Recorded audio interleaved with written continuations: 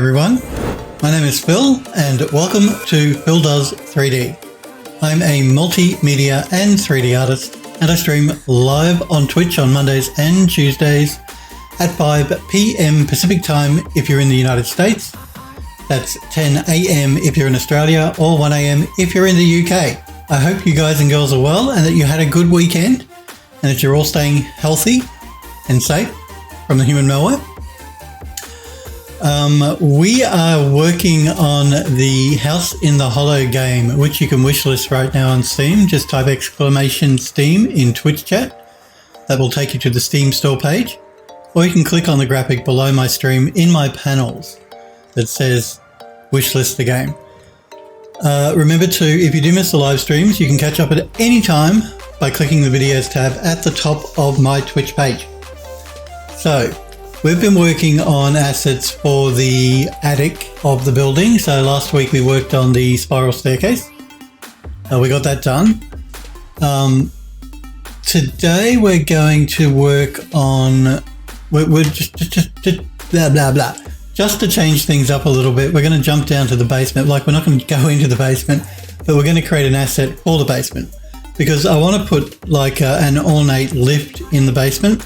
It's part of the gameplay. It will take you to a different section of the game. So I finished creating the lift, which is good. But today we're going to work on the actual controls for the lift. So the lift is going to have like a lever that will sit in the middle of the lift floor that you'll flick on and up and down.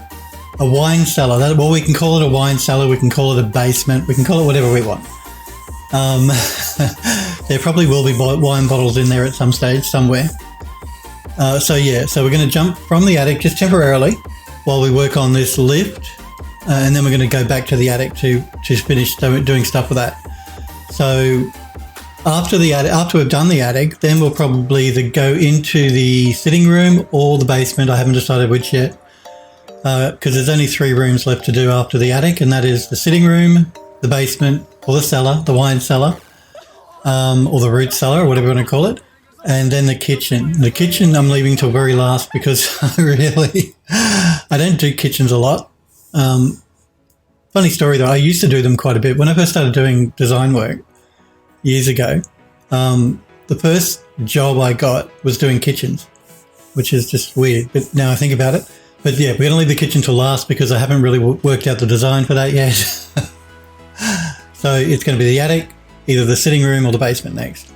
But we'll jump back to the attic once we're finished doing the assets for this elevator, which is going in the basement or the cellar or the root cellar or the wine cellar or whatever you want to call it. I haven't actually worked out the design for the cellar yet either. So remember, if you've got any questions while I'm working, please feel free to pop in a chat and ask me. If I can help you in any way, I'm happy to try. If you just want to pop in and say hello, that's always welcome. But if all you want to do is watch, that's completely fine. What else? What else is part of my spiel that I'm forgetting? I think that's it. Good morning, Smurfery and Hellforge. It's good to see you, buddy. How are you doing? You've been streaming recently, Hellforge? Just curious. Now remember, Hellforge is a mod. He's also, Smurf is a mod as well. Hellforge does also stream on Twitch. He does some 3D work, so you should check his stream out, guys. I did notice too, Discord, that's what I forgot.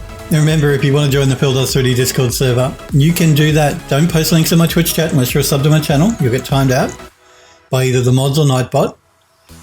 But everyone can post links on the Discord server, and there's a gallery section where you can show off your work. And I love looking at the stuff that you guys are making, and I see that some guys and girls have posted in the gallery, so I'll show those off toward the end of the stream. If you do post an image in the gallery and you don't want me to show it on the stream, just tell me when you post the image and I won't. Because I know not everyone's comfortable having their work shown. So, thank you, Hellforge. There is the Discord link. You haven't streamed for a hot minute, okay? Well, again, I mean, Phil does just chat at the moment. I see with a lot of streamers that they think they've got to be streaming 24/7, and if you do that, you're going to burn yourself out. We've spoken about it on my stream before. If you're not feeling it, don't do it. It's not going to be a good stream anyway. if you're a bit flat. And yeah, don't stream more to make yourself sick, because I mean, yeah, it takes a lot of energy to stream. Even though you might not think it looking at me, but it actually does. So you can burn out really easily if you try and push yourself too much. Just putting that out there.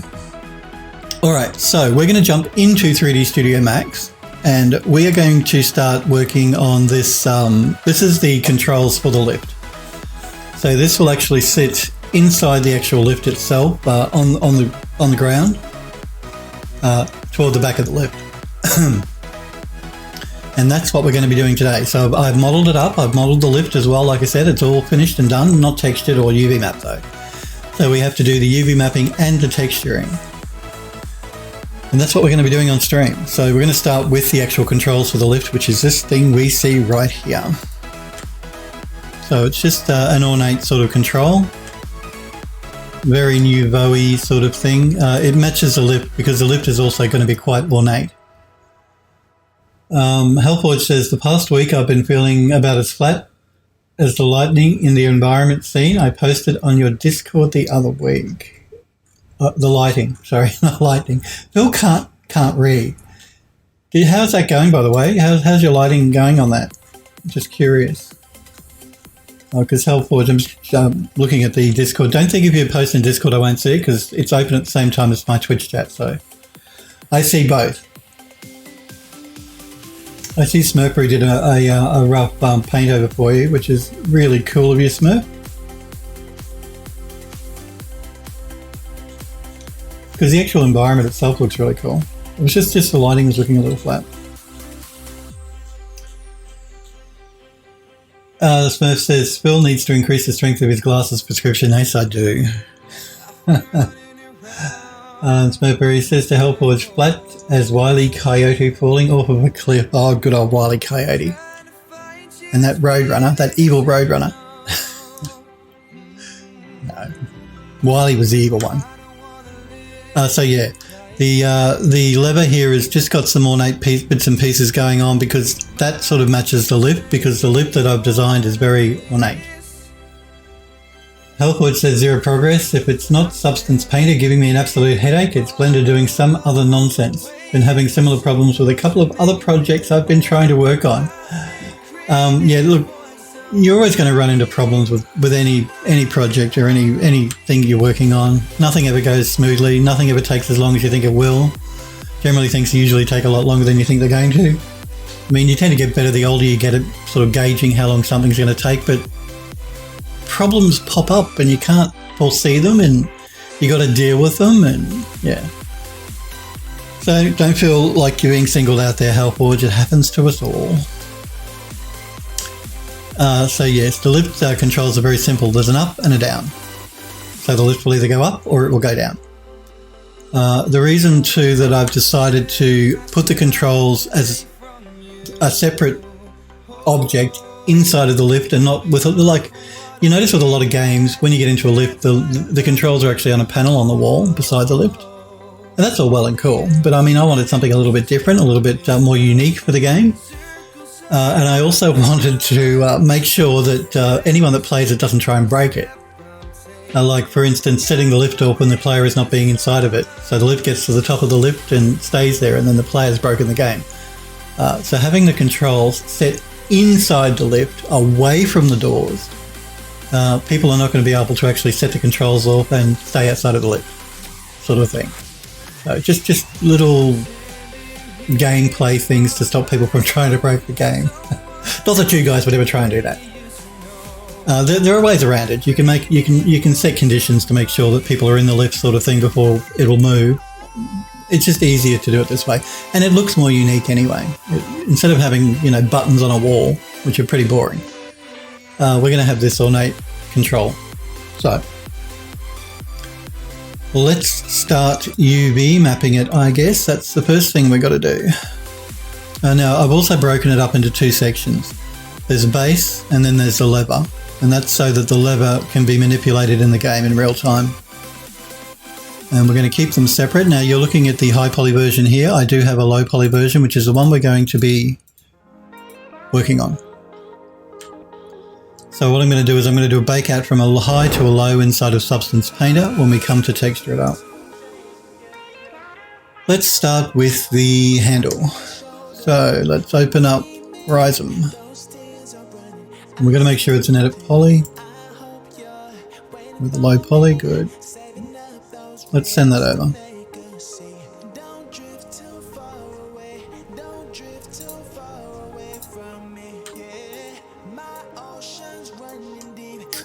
And we're going to start working on this bit by bit again because it's a complex shape and Ryzen will get confused if we try and UV map it all together. So when I designed it, I designed it in pieces so it would be easy for us to actually, number one, vertex color, and number two, unwrap. So let's isolate that piece and UV map it. And I think probably, no, not that one. Oh, come on.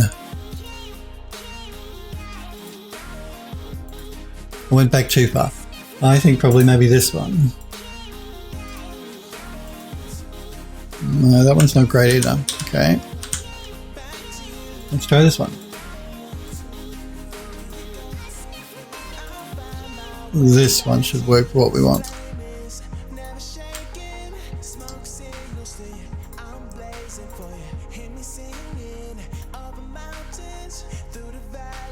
Hellforge says, lighting is the constant issue for me. I can't get a good render in Painter and UE frustrates me no end.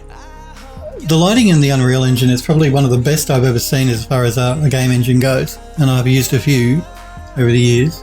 Game engines, that is. Yeah, and the lighting in Unreal that does a really, really great job. Beautiful lighting. You've seen me when I've been setting up my scenes in Unreal, how I sort of tend to tackle the lighting. The lighting is sort of the last thing I do in a room. So I set the room up, then I do the lighting. That way I can highlight specific areas to add effect inside the room. I found that's the easiest way to work. Than sort of like trying to do your lighting and then put your assets in. Put your assets in and then do your lighting. Leave lighting till the end, sort of thing. But lighting is one of those things that can be hard to grasp initially, but once you grasp it, then it becomes much easier. But yeah, initially getting lighting correct can be a challenge. It's if you're not used to it, it can be difficult. But it's really important. Like I've told you guys, if you have a really rubbish model, really rubbish texture, if you light it properly, stop touching my face. If you light it, bad fill. If you light it properly, it's going to look amazing. So lighting is the most important thing. And I think that's why the guys and girls at Epic Games put so much work in making sure that their lighting was really good, and they had a lot of good tools for artists to use with regard to lighting, because it's really important. I would say one of the most important things. Let's try this one. No, not that one. Let's try this one. No, not that one.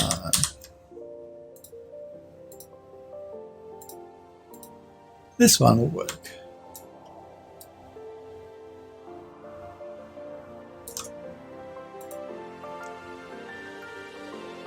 LJ says, do you think RTX is changing the way you'll approach lighting in the future?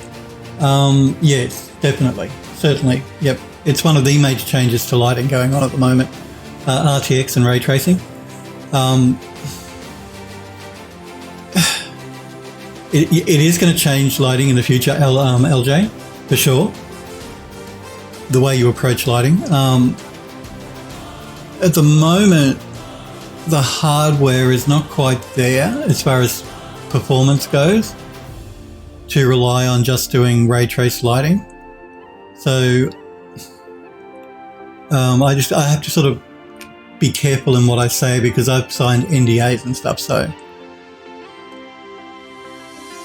the hardware, the new series from NVIDIA, the 30 series of video cards, which are due to be released in the next month or two, supposedly, according to the rumors, which I'm pretty sure they will. We'll see how the performance has improved with those cards. The 20 series of cards, well, they were the first generation, so in all fairness to Nvidia, they were pushing things because they were the first to do it. And now the new consoles are coming out, they're all going to be ray traced. So at the moment, you use a mixture of the old technique and the new technique. So you use the old baked lighting with ray tracing. At least that's how we're tackling it with the game that the game studio I'm working with. Once the hardware gets a little bit faster, then definitely what will happen is baked lighting will go away. So, 3-hour build times, lighting build times, or however long it takes for whatever game you're making, it can take days sometimes, will disappear, which will be wonderful. That and the fact too that when you're doing ray trace lighting, everything's basically a movable light. So you get instant feedback as opposed to a baked light, which when you place it in a scene, in a game engine, can look good, but when you do a bake out, like when you actually build the game, bake the lighting out, the lighting can change. All of that will be gone with real-time ray tracing as well. And you've seen the UE4 demo that Epic Games released where they talk about Lumen. I think that's the name that they're giving their real-time radiosity.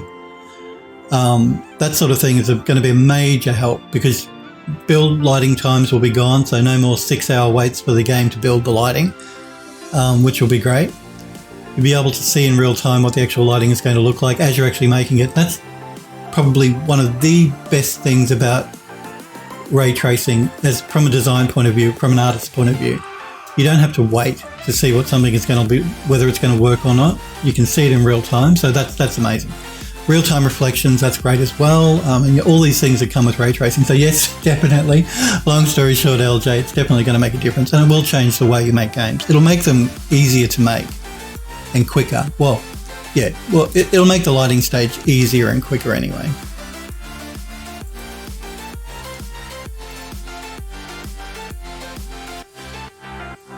Alforge says, just out of curiosity, how would you light a scene with a single object to render it as a portfolio screenshot? Okay, well again, I've mentioned this on stream before. Generally what happens with when you're doing like a hero render on an object, you can generally use 3 to 4 lights. So you use a main light, a fill light, a backlight, and an edge light, say.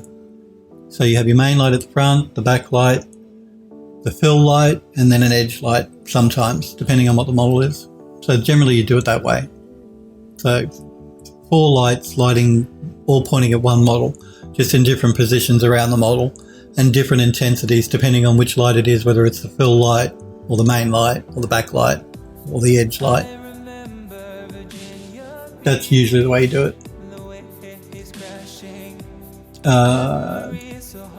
LJ says, exciting, it is, and I don't know if you guys, if you saw the UE5 cinematic demo that Epic Games put out about a month ago, but it does look quite amazing. I can't wait to get my hands on that engine. That's due to be released. They're releasing a preview version of it, a demo version of it, in, I believe, March of next year, and then the official release of the engine is supposed to be around September or October next year. So, unlimited polygons, unlimited draw calls, real-time radiosity lighting. I mean, all these things are just incredible. If Epic can pull that off, that's going to be amazing. Helpful says, just sorry, I'm reading everything again. The Hambone UE5 fill light, got it. That's it's good to see you, Hambone. Hope you're well. Hope you're staying healthy and safe as well. Yes, a fill light. A fill light. Very important to have a fill light. And Euro, it's good to see you too, Euro. What light? Yes, we've been talking about the best way to light an object, just a single object for your portfolio piece. You know, when we have fill lights, backlights, rim lights, main lights, all that sort of stuff. So generally I'll work with 4 lights. Android Lust, hey to you as well. It's good to see you, buddy. Hellforge says, hey Android, and Hellforge says, sounds like you need, I do need some coffee. That's a good point, Hellforge.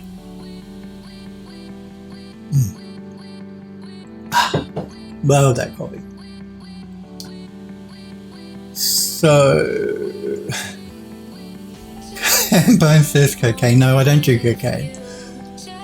Cocaine? Geez, you must have a lot of money to burn there, Hambo. I don't want that one.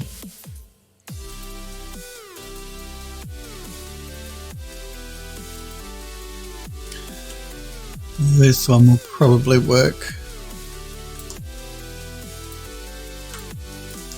So anyone that's just jumped into the stream, we're just jumping down from the attic and going to the basement just for the lift, because I want to texture up the elevator for the basement section, and we're working on the lever for the controls for the elevator, in case you're wondering what this thing is.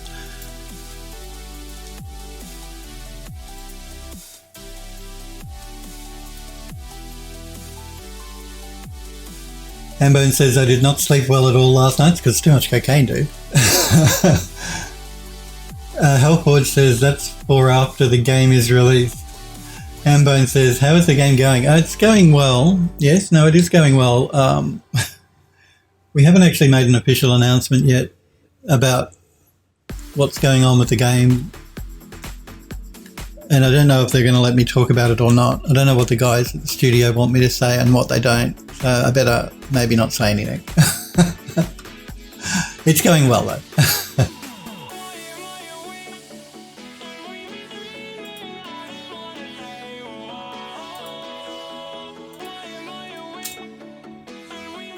Now this is one of those times when the engine doesn't really do what I want it to do. I'll see if I can get it to do it automatically, and if not, then I'll do it by hand. Oh, maybe. No, it'll get us most of the way there. Okay, so I'm going to use the engine to do a really terrible job at unwrapping. And I'm just going to give it a little bit of an assist.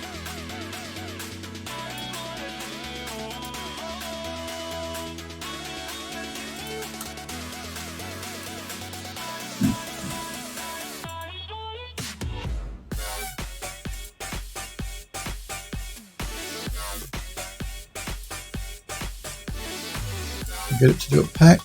I'm just going to straighten this up a little bit.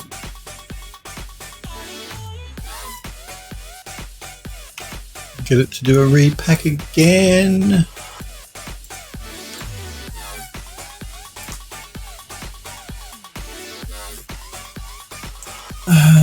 Nahambone says, well, hopefully good news.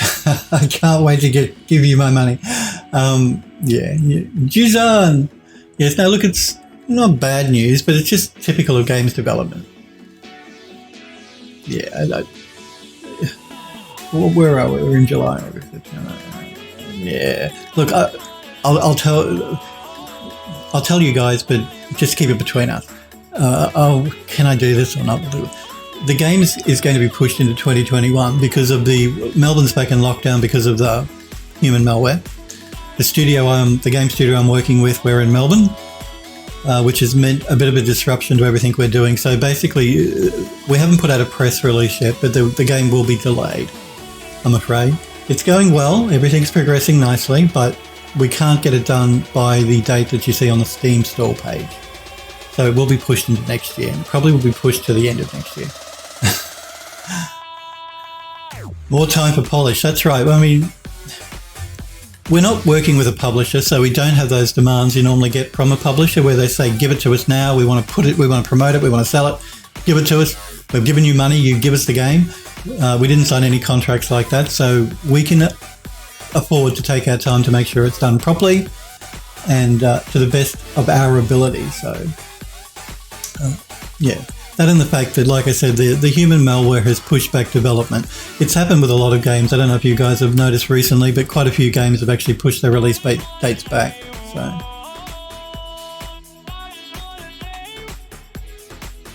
but it will be fully ray traced. So that's another added bonus. So even though, again, we have not shown any screenshots of the game with ray tracing enabled, all of the screenshots you see on the Steam store page are with no ray tracing. The game will be fully ray tracing compatible, so you'll be able to turn ray tracing on or off if you don't have a ray traced card. It won't, you can switch it off as well, even if you do have a ray traced card. In the graphics menu, there's an option to actually disable ray tracing, as well as global radiosity. So we'll have ray tracing and global radiosity. both of which you can turn off if you find your performance is not as good as you want it to be. So.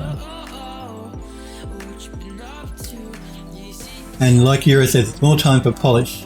And Juzan, it's good to see you, Juzan. Sorry I got lost in the Phil does just chat. Hambone says, totally understandable with conditions, yeah. Because Melbourne had the worst day yesterday for the human malware. We had the most cases we've ever had since the whole thing started in the city I live in. So it's not good. Not good at all.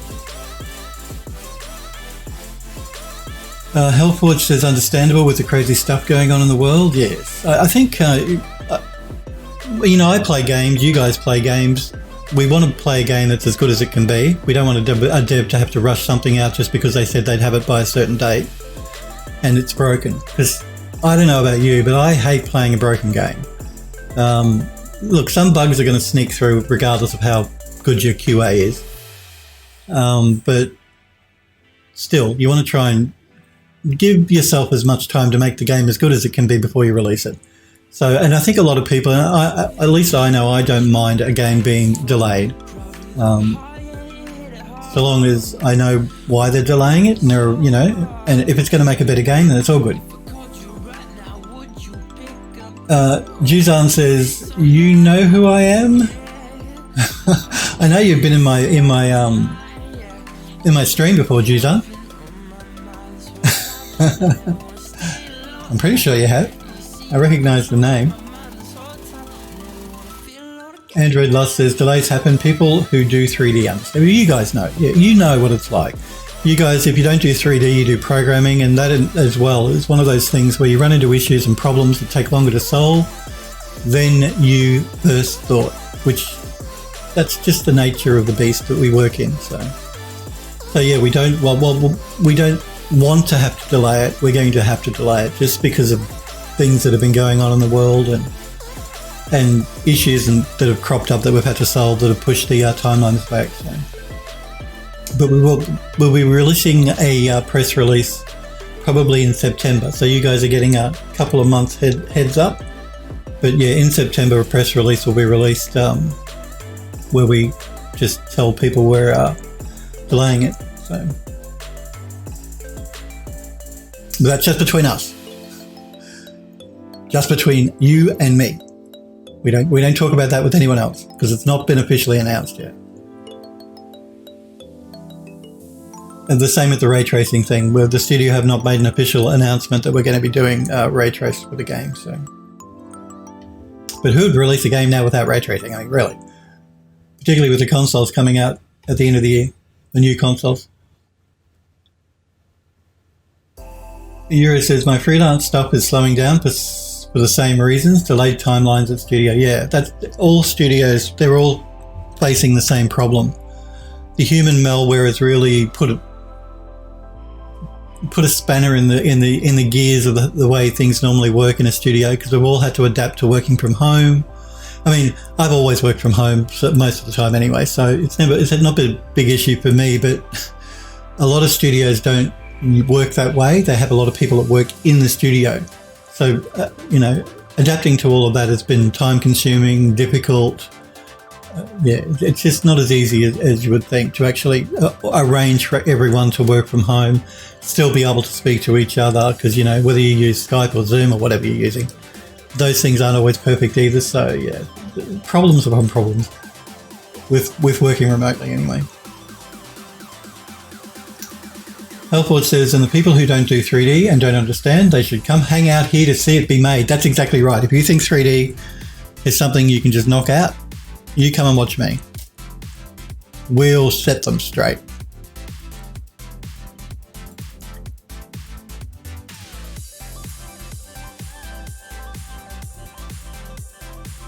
Juzan says it's Edo. Edo? So, Juzan, are you Edo? Or are you just pretending to be Edo? One and only, hey? Why'd you change your username? I figured my signature would give it away. No, it didn't. Why'd you change your username, Juzan, Edo? Mercury says leaks. That's right. You got the scoop, you guys, watching the stream. Hambone says, I've just tweeted the news 5 times. Don't tweet it, guys. It has not been officially released. Though I'm not even sure that they're going to be happy with me mentioning it at all. They probably won't. They're never happy with me at the game studio. Well, that's just too bad. I do what I want, as Cartman would say. No, I don't. I try and respect everyone. But, you know, you guys are special. You deserve to know.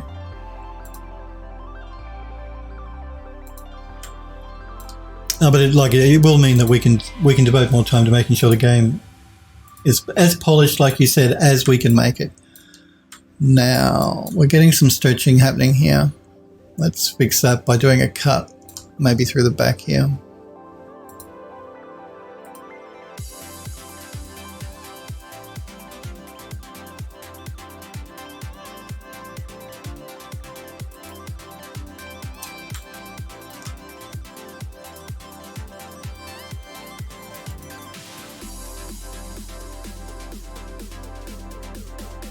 Looks like I may have just not cut it all the way.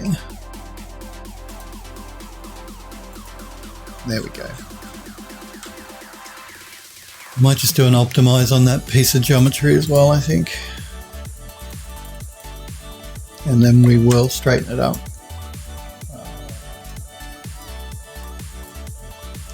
Wrong button. Wrong button.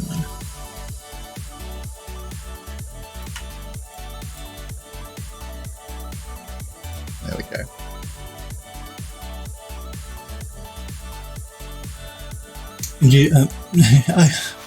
Why you change your username? Edo was so easy for me to pronounce.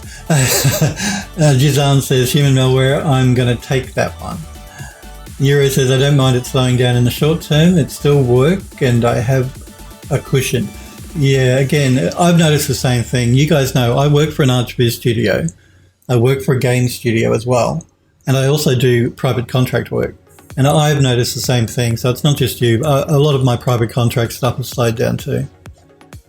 Not just that, but all studios, the work has slowed down a bit because of what's going on. I mean, I don't know what it's like where you guys are living, whether it's in the US or in Europe. But in Australia, a lot of businesses have really been hit hard with the slowdown and the closure of the economy during the pandemic. And it's affected a lot of different types of businesses, and so everyone's being affected at the moment. But there's nothing we can do about it. They've got to close the economies down to try and stop people from dying, and I fully support that. I'm quite fine with that. But yeah, it's happening to me as well. My private contract work has slowed down quite a bit. And listen, I don't actually mind that things are a little bit quieter because I tend to try and burn the candle at both ends too much and make myself ill. So having a little bit of a break is a nice thing, actually. Lazy Phil.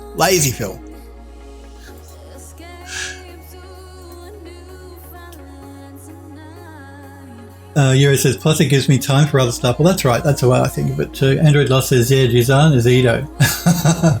Just to confuse me. You did it to confuse me, didn't you, Edo? Jizan, so did you change? Oh, so, okay. So I see that you posted in the gallery as Jizan as well. And I hadn't, didn't realize it was you, Edo. Anyway, I should have. Nice modeling work, by the way, as well. Looks like Edo is working on Magneto, the character Magneto, I believe. I will show you the work you guys have posted in the Discord toward the end of the stream today.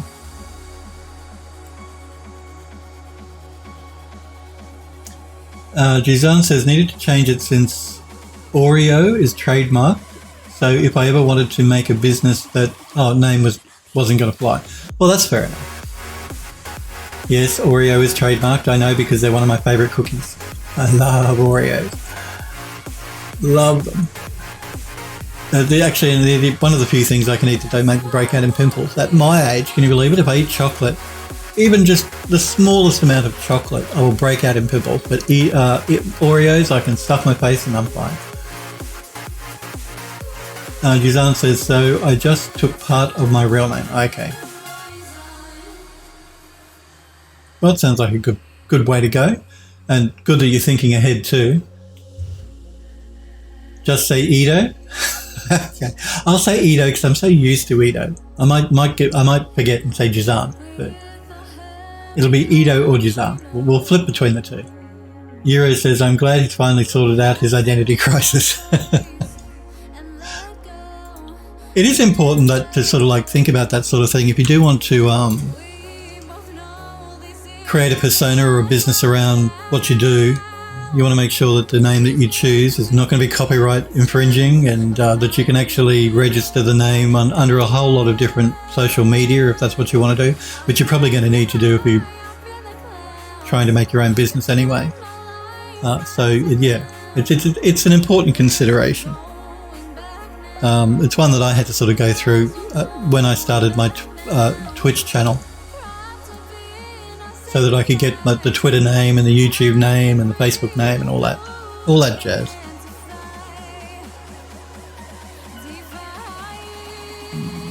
So,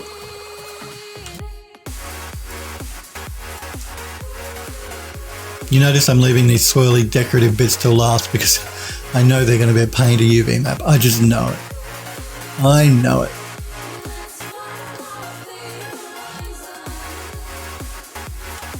This is another one where we're going to have to do a split.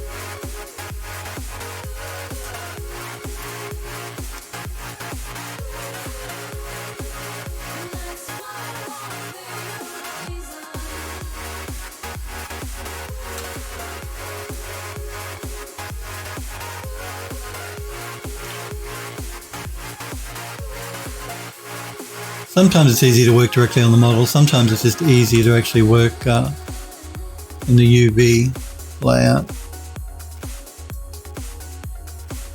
Sometimes.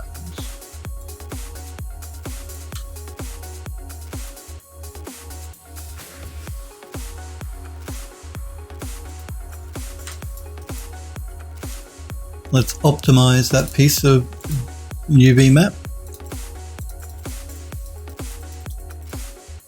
And we're going to rotate it around and repack it.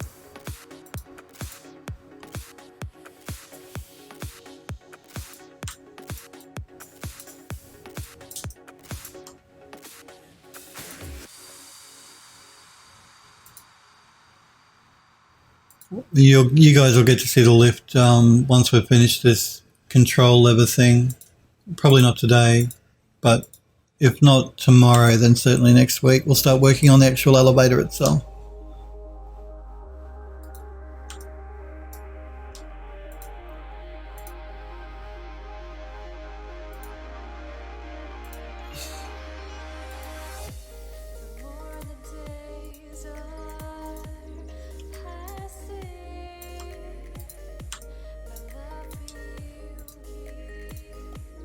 I'm going to see if I can't do all these pieces together. They're not too ornate, so the program shouldn't have too much of a problem doing them at the same time.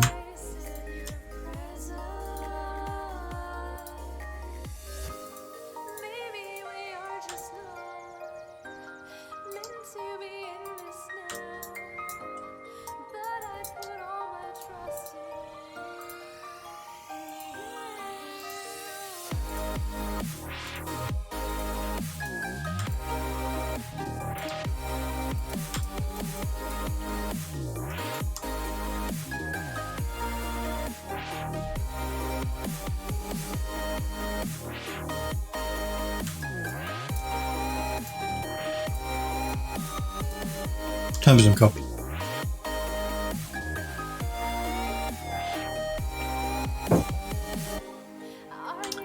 Alright, so basically we have the really swirly bits left to do now, and they're always a problem.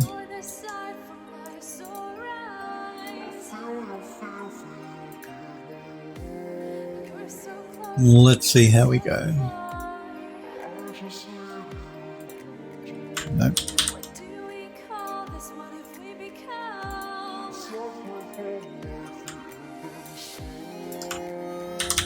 See if we can't get a better result than that. That's not going to work.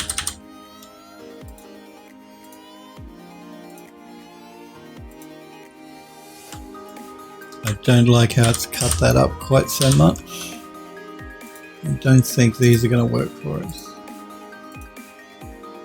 No. So I think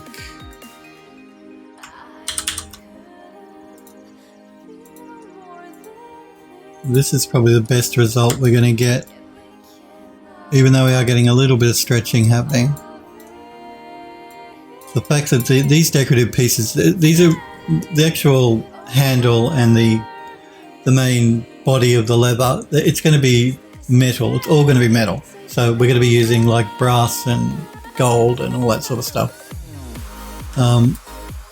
So I think we should be okay, even though it's not great. We are getting some stretching, particularly in here. I think it should be all right.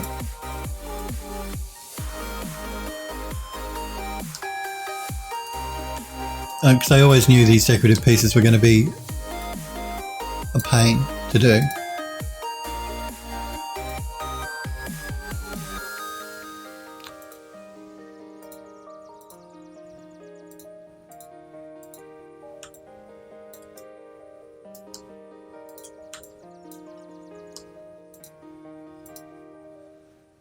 When it comes time to actually do the elevator, because the elevator is really ornate, it's going to be a major pain. It's one of the reasons I'm leaving the elevator till last.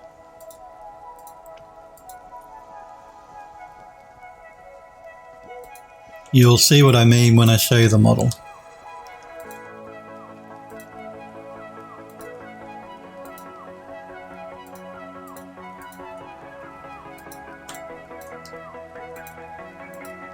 Again, I'm not multi-selecting these because the program's having a difficult enough time just working with one, so I don't want to push it.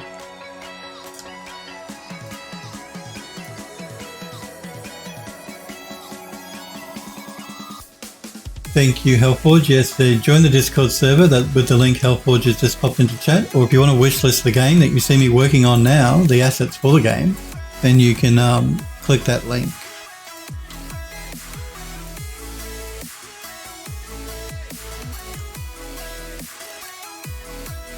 And if you want to know more about me and who I am, you can go to phildoes3d.com. So my Twitch username with a .com on the end, that will take you to my website. That has links to all my social media, like my Twitter and my YouTube and my ArtStation and all that sort of stuff. As well as some places where you can buy my 3D models, because I do sell them online as well. On my website, in my own store, and also in the creative market. And some of them are available on ArtStation and the marketplace there as well. Not my full catalogue of stuff, but it's just a small selection on ArtStation.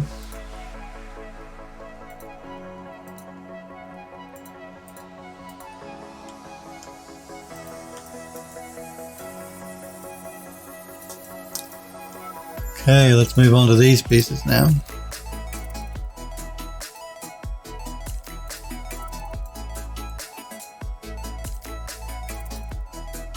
Let's just see if we can get a better result with one of the others.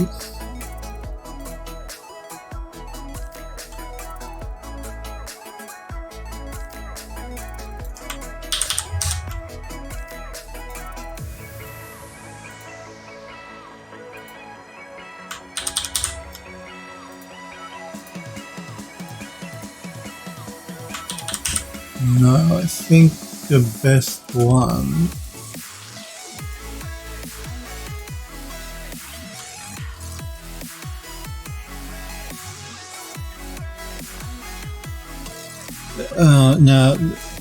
I think this one is the best one, even though we're getting stretching here, simply because of the amount of cuts. It's only doing like 2 cuts on the geometry, and I think that might be better. Let me just check the others. Why not? Easy and quick to do anyway. So this one's giving us 1 cut. We do have this little weird piece here at the end. where it's chopped it up, but we're not going to see the back. I think we might go with this one.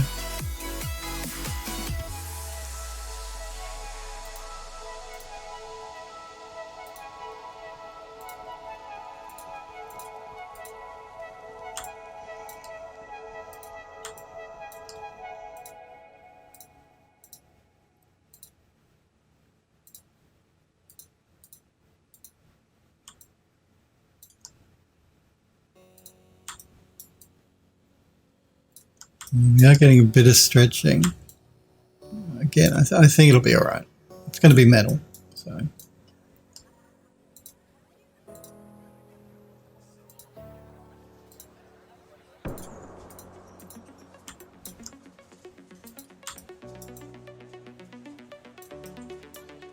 just going to do these ones down the bottom while I'm here because they're the same, actually the same design as the ones at the top. May as well do them all at the same time.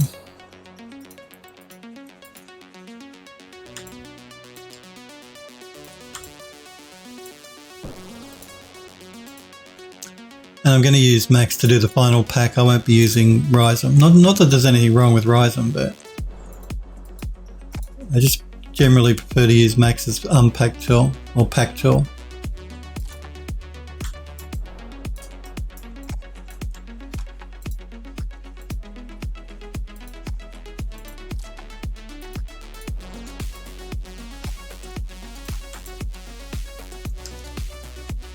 Remember to save, Helport says yes. Well, we will. I don't tend to save while I'm working with the plugin here with Rhizome, because if I do a save here now, it's going to send it back to Max, and we're not finished doing it yet. So we'll wait till we've actually done the UV mapping, because this program has never crashed on me. Having said that, it'll probably crash on me now. So I tend to, because we use the plugin, not to do a save here until we send it back, ready to send it back to Max. So we will certainly save it once we send it back to Max. We should be able to do these pieces all at the same time, these little circular things. They shouldn't be too difficult for the program to work out.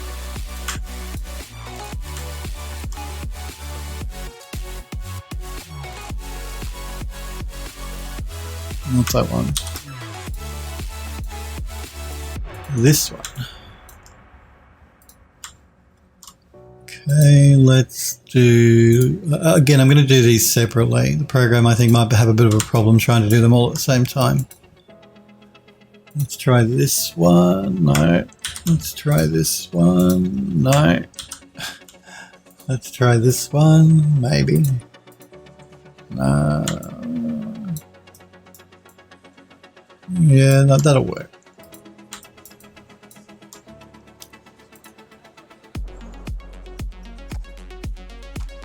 Helpwood says, I wonder what would take the longest, baking all 8K maps in Painter or launching the Unreal Engine.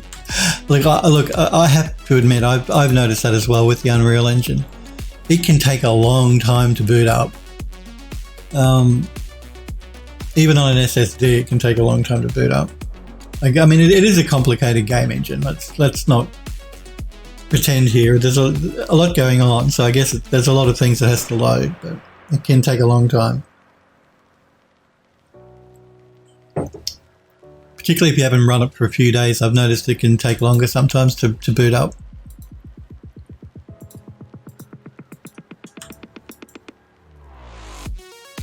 Yeah, that's not a great unwrap on that one. Let's see if we can't get a better unwrap. Nope. Nope.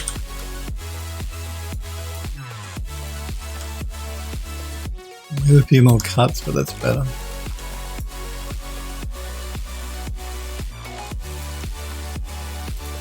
You'll find too, with the bigger your project gets, the longer it takes to load. So it takes a certain amount of time for the actual engine to boot up, and then you have to load your project into the engine, and that can start to take quite a long time as well. I'm really not happy with the stretching. Again, it's not terrible, but It's a light red. It's not as dark as these areas. And we'll do a repack in max, and I'll have a look at the texel density, and I'll see if it looks okay. And if not, we can bring it back in.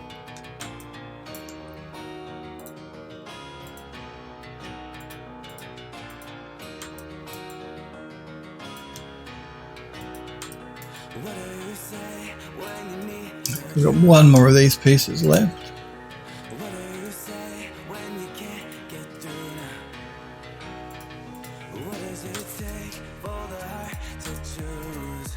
Okay, is there anything I have forgotten? I don't think so. I think we're completely UV mapped. So let's send it back to max. Yep, that looks good. Let's send it back. And we will do a save now. We're back in max.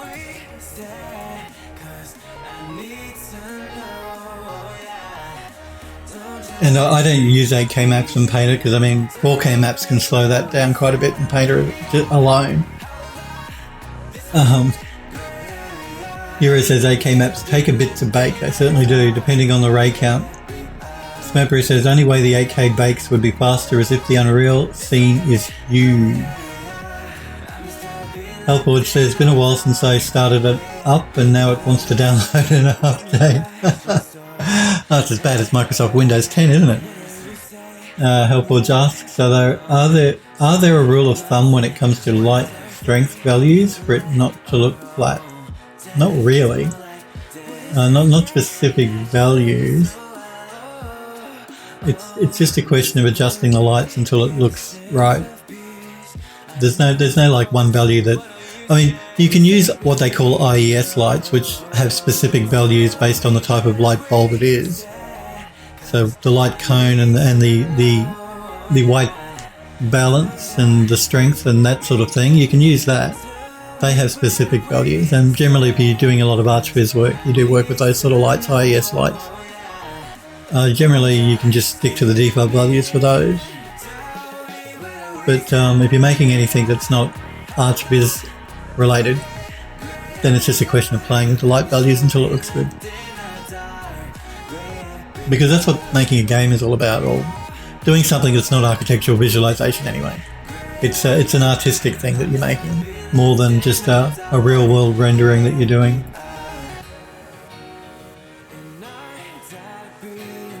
Yura says, Unity always asks me that too. Sometimes it's safer to wait for a release to be out for a while before upgrading. Yes, and a good example of that is the game that we're working on at the moment. The game studio, we're using Unreal Engine 4.4.25, so the latest version of Unreal, but not the hotfix releases, because Epic Games recently released 4.25.2.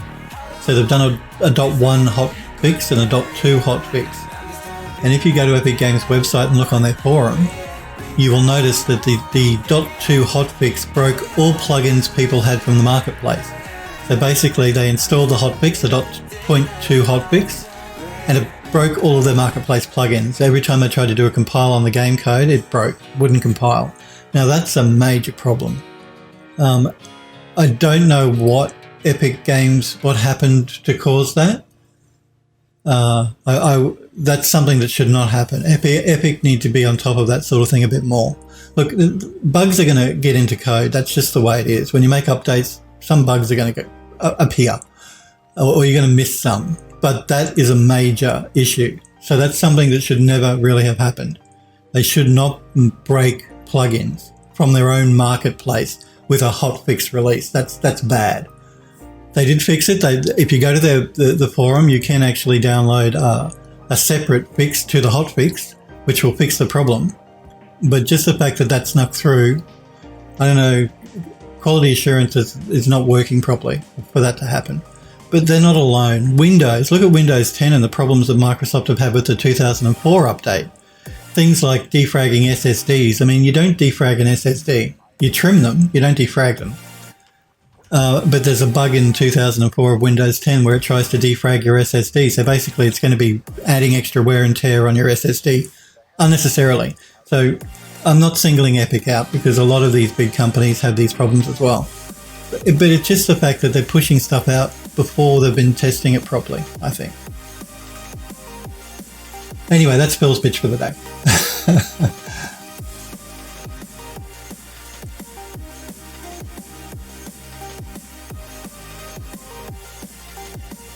Helpwatch says, I wish Spellcheck would deal with the grammar as well. I love spell. Sniper Girl, it's good to see you, Sniper Girl. My apologies for not noticing you sooner. Phil was doing Just Chat. You know what it's like, Sniper Girl.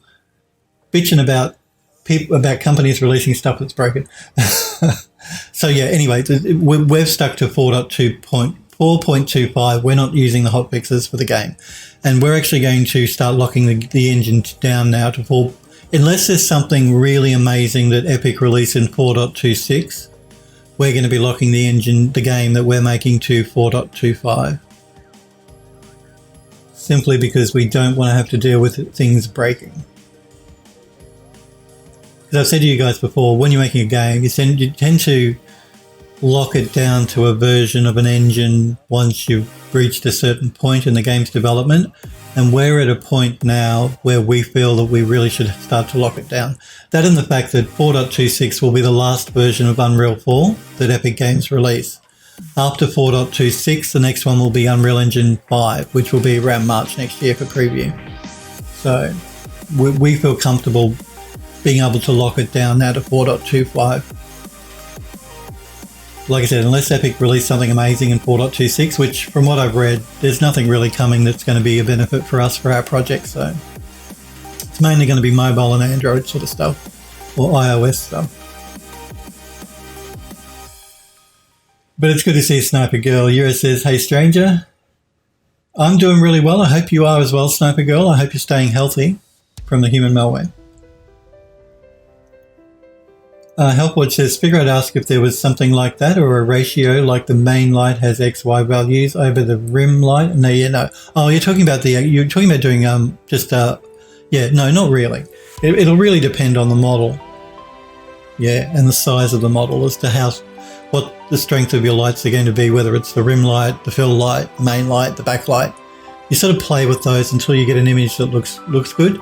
That's another advantage of using the Unreal Engine to do that. If you want to do your beauty render shot of your model in Unreal, you can do it all in real time. It's not like if you're using a renderer like V-Ray, you can still use GPU acceleration, but yeah, it tends to be easier in a real-time engine. So you just play with the values until the image looks right to you or looks good for your model. There's no one specific value.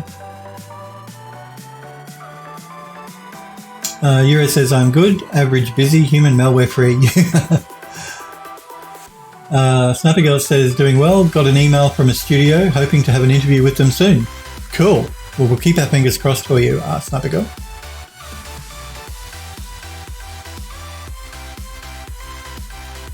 Production studio called Blue, Sniper Girl says, literally got an email from them out of the blue. No pun intended. Well, that's pretty cool. They sort of just emailed you out of the blue. That is cool. That sounds very positive.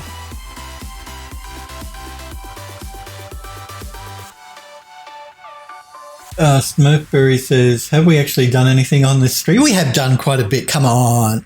I'm just going to go to... I was going to go into isolation mode, but I won't. We're going to repack these UVs now. So I'm going to throw down an unwrap UVW. Well, you know Phil does Just Chat and Phil does 3D and Phil does all sorts of things that aren't 3D related. Let's do a repack here. I'm not going to use the repack button here because it's going to rotate things that I've already rotated. I'm going to do use the pack button under the tools menu. We're going to fill the holes. We'll rescale the clusters. We won't rotate the clusters and we will normalize. Now we're going to check out texel density. So I'm just going to bring in another. The first thing I'm going to do actually is change my renderer here to from Arnold to the standard scanline because Max 2021 defaults to the Arnold renderer now. Scanline is still there. I hope they don't take that away because it comes in really handy sometimes for some things. Even though Scanline's really old school now. I mean, Scanline, you don't use it for rendering.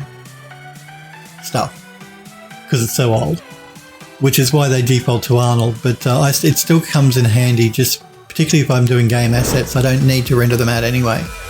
So I'm just going to change that to the scanline renderer so I can bring in a standard material and bring in a checker. What I've done here with Max 2 is you can create like a favorites, and I've just called mine Phil Does 3D. So I go through the whole stack here of stuff that you can actually add when you're working on a material, and anything that I tend to use all the time I put in my own little favorites bar at the top here. So things like the physical material, the standard material, the checker pattern, a bitmap, PBR materials, all that sort of stuff. It's just a handy way to quickly access the things you use a lot. It's the same with the buttons that you have in Max. You can modify, you can choose which buttons here you want for the things you use all the time. So the fact that you can sort of make Max's interface customizable is one of the things I really love about 3D Studio Max. We're going to tile this. Let's go 30 by 30. I'm only doing this so I can check the texel density. I'm also just going to turn off map seams because I don't like seeing that green line. I'm just going to make that white. So let's assign, no, let me undo that. I did the wrong thing. Let's assign the texture to it. And we can check our texel density.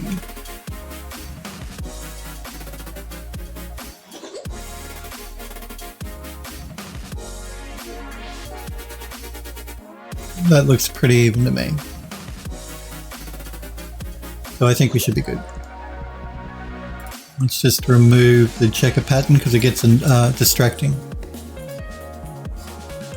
And let's do a quick save.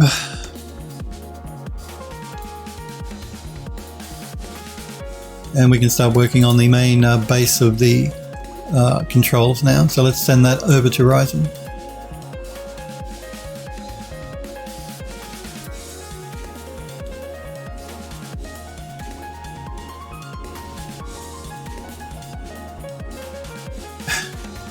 You're so rude, Smurfy. Have you actually done anything on stream yet? Euro says,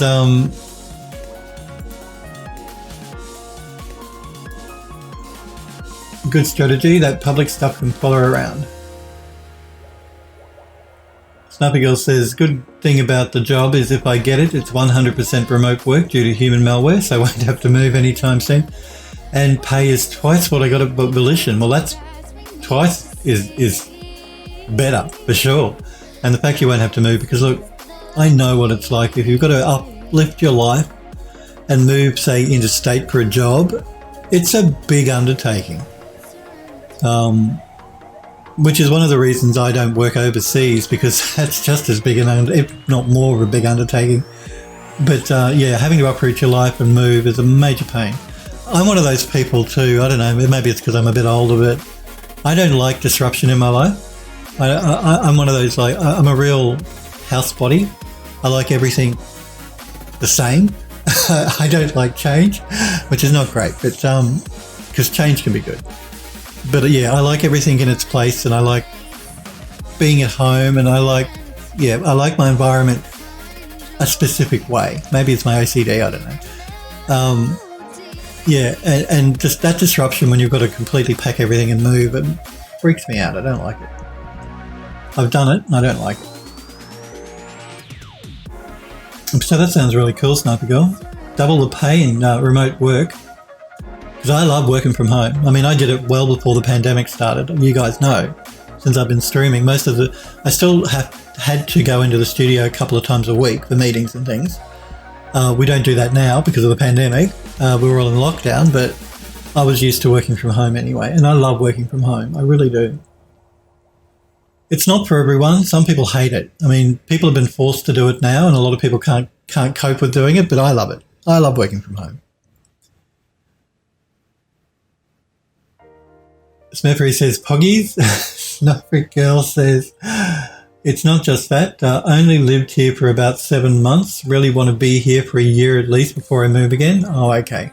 See, I thought you may have moved back with your parents. So obviously you're still living where you were. So that's cool. That's fine. I just thought you moved there for the job and now you moved back home. But you're staying there, okay. Well, that's okay. Once you're settled in, it's fine. It's just the settling in part. Smokeberry says, even moving just a few kilometres up the road is a huge deal. It is. Have you guys ever packed stuff up and had to move? And then, man, is that a huge deal. It's a huge, huge deal. Packing, unpacking. You can't tell me you love it. You can't. You're a liar. If you say you love packing and unpacking, you're lying. I'm sorry, but you're lying. It's awful. Sniper Girl says to Smurf, yeah, true there. The studio itself is in California and I live in Illinois. So that would be a huge move. It certainly would. The other side of the country, isn't it?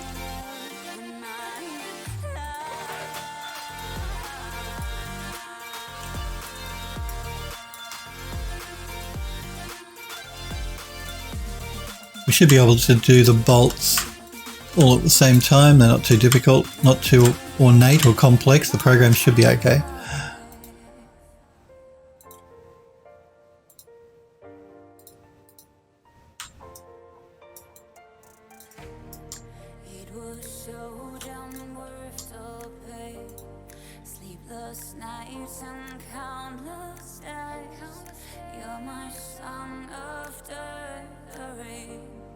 Hellford says, fingers crossed. Yes, we will keep our fingers crossed for you, Sniper Girl.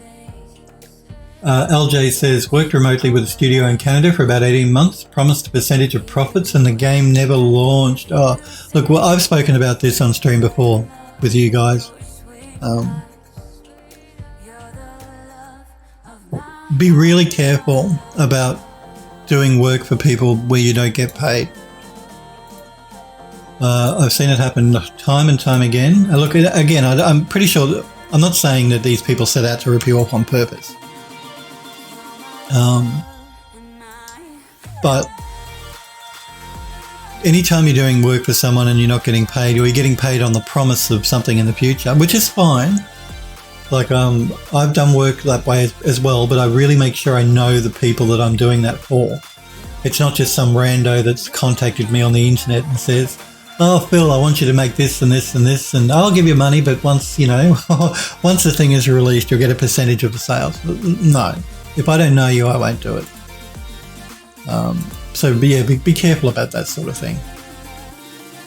I'm not suggesting everyone that asks that is going to try and rip you off. They're not. But I tend to not do work like that. Because, you guys know how much work goes into making something if you do 3D or you do character work or whatever, any sort of design work. There's a huge amount of work that goes into it. And the last thing you want to have happen is not getting paid for all the work you've done. Now, do take solace in the fact that if you do work for someone on the promise of profits and they don't, and the thing doesn't eventuate, well, then you still have full license of what you've made. So you could resell it to someone else, sort of thing. So you can try and recoup your costs that way as well. Unless it's something really specific you made for a project that they wanted, you can generally resell it to someone else. So you can keep that in mind. That's always a possibility. So yeah, do be careful. Be careful of that sort of thing. But again, like I said, I'm not saying don't do it. I'm just saying be careful, that's all. I mean, it can be a good experience for you. It can be good for your portfolio to do that sort of thing, particularly if you're new. So I'm not saying it's bad. I'm just saying be careful. So yeah, do keep us updated, Sniper Girl. Andrew Luss says, moving flat out sucks. It does. Smurfy says, it took me 2 months of desperate searching to find a crappy room in a crappy house in the Bay Area. I don't want to think about moving. I think I probably will be at some stage though. I'm just entertaining the thought at this stage because you guys know I hate the heat. And Melbourne is getting really hot in summer now. So I'm thinking about moving to Tasmania, which is right down the very bottom of Australia. It's its own separate little island. I'm considering moving there because I just can't handle the heat in Melbourne anymore. It's too hot.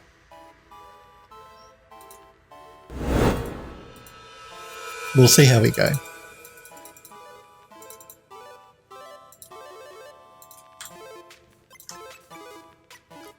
I might just rotate this around.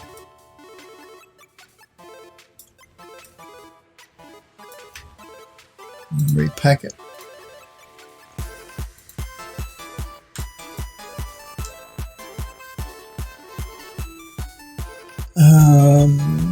Smurf says, and that was only a 20-mile move. Was it 1 mile? It makes no difference. You've still got to pack and unpack. It's still a major pain. My Sniper Girl says, no, I'm still living where I am. I got a job at a factory currently, 12-hour shifts, so really hoping I get this job. Be making a lot more than I am now in less hours a day. 12-hour shifts, man. Look, I can relate. Before I worked in design, 3D. You guys know I used to be a chef, and then which I didn't like, so I did my apprenticeship and I'm a qualified chef. But I left the industry. Then I went to work in retail because I went to work for the Science and Technology Museum. But I was actually the buyer and manager of their retail store. So we used to 12-hour shifts, 12-hour days. I know what that's like, and it's terrible. Sniper Girl says, even if during crunch it's 12-hour shifts, it will be easy compared to what I'm doing currently. Yeah. Euro says, I used to move around a lot when I was in construction. It's more easy when you're younger with no attachments. It's good to explore the world. Yeah, look, it is.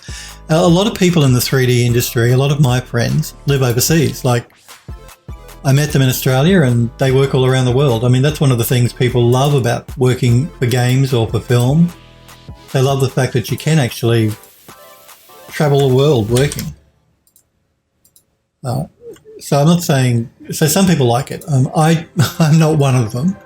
I don't tend to like it. I'm just going to clean this up a little bit. I don't like the way it's done a cut here.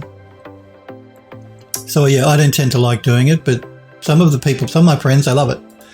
And you can work, all around the world in different studios around the world, which is a good thing for experience. But they tend to be a bit younger than me as well. I'm too old and set in my ways now.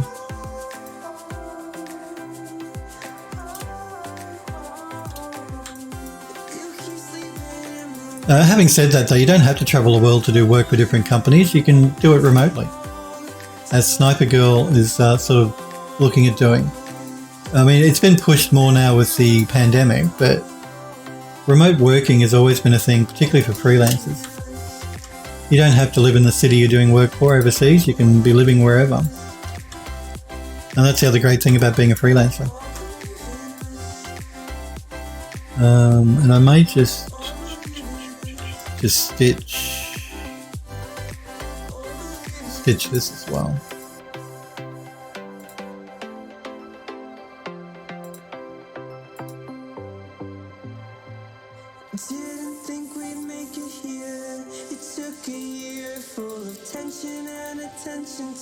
I'm just optimizing the mesh so we get a better layout.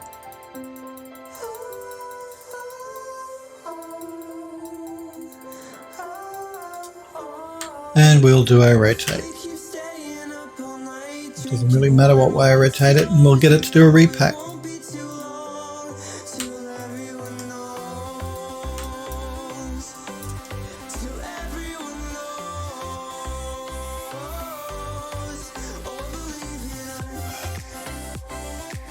Sniper Girl says to LJ, been there, did the same thing for an indie, hundreds of hours of work involved and didn't get a dime.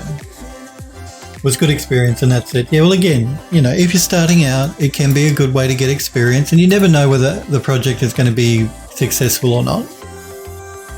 So sometimes you have to just take a chance, but my advice is just to be careful, that's all. Because you don't want to be doing work for free, if you can avoid it.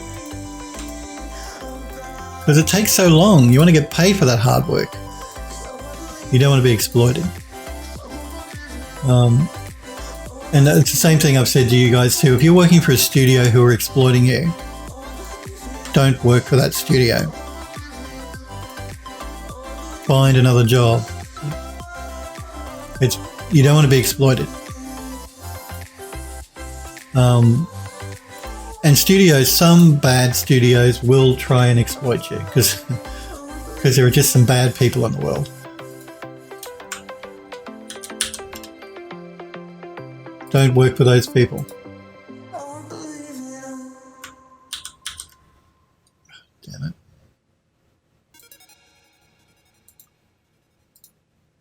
I like hitting that Control Z button a bit too many times and going back too far.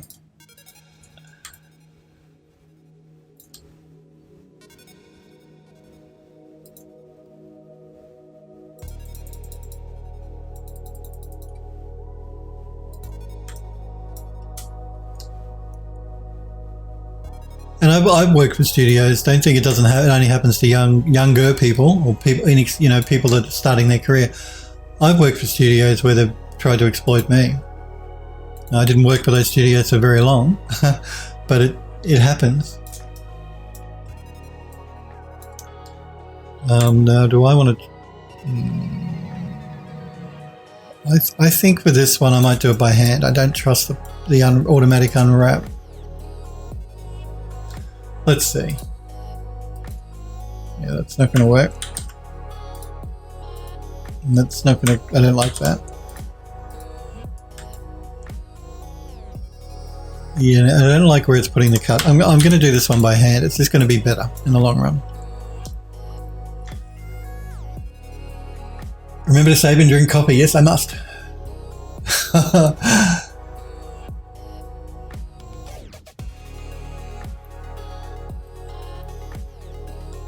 Sniper Girl's saying to LJ, did you add it as professional experience on your resume? And LJ says, yeah, of course. I kept all the assets they had me working on too. Well, say you should. They're yours. They didn't pay you for them. You own them. Euro says, I never moved much as a kid. When I started working, the moving around was cool. Now contract, new place. New contract, new place. Yeah, I don't like it. I don't like moving around. Sniper Girl says, yeah, you're old, agreed. Well, somebody came into the chat and called me a grandpa. Who was that? Last week. How rude. That's fine. You can call me grandpa if you want. LJ says to Sniper Girl, sadly haven't done any real work since, S3D work since. Life sort of got in the way. It does. Life happens. Sniper Girl says, if I got a job overseas, would like it to be somewhere in Europe, mostly due to the transit system. Would go from country to country on weekends and time off. I know, isn't that amazing? All you people in Europe, I'm so jelly. So jelly. You can basically go anywhere you want. So many different places, different countries you can visit. And they're all so close. Unlike me living in Australia here where, you know, our little continent is an island all on its own and at the arse end of the world, miles from anywhere.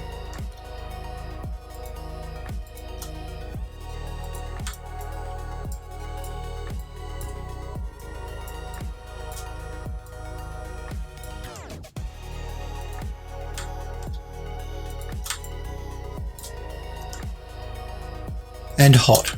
If you like hot, come to Australia because it gets hot.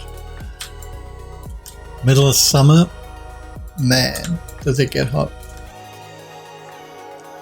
I'm actually happy. Look, I'm not happy with the human malware, don't get me wrong. But it has meant that I haven't been sent to the middle of Australia, to those mines. Because you guys know how often I don't like being sent to those mines because it gets so hot. 50, 55 degrees, man. Don't like it. And again, they're in the middle of nowhere. Let me just undo that. So there's nothing to do. If you're not working, then there is absolutely nothing to do. And it's hot. So all you can do is stay in your room in air conditioning anyway, because otherwise you melt.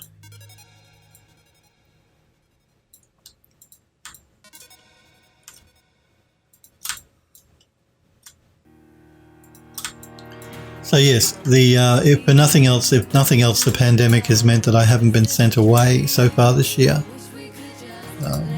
which is good.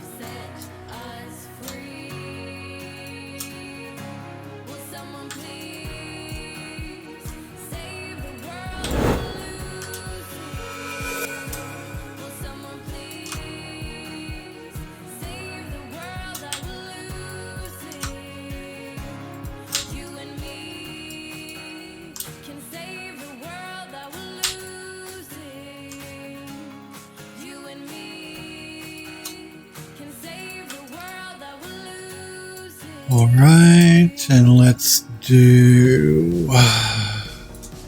cut this one out.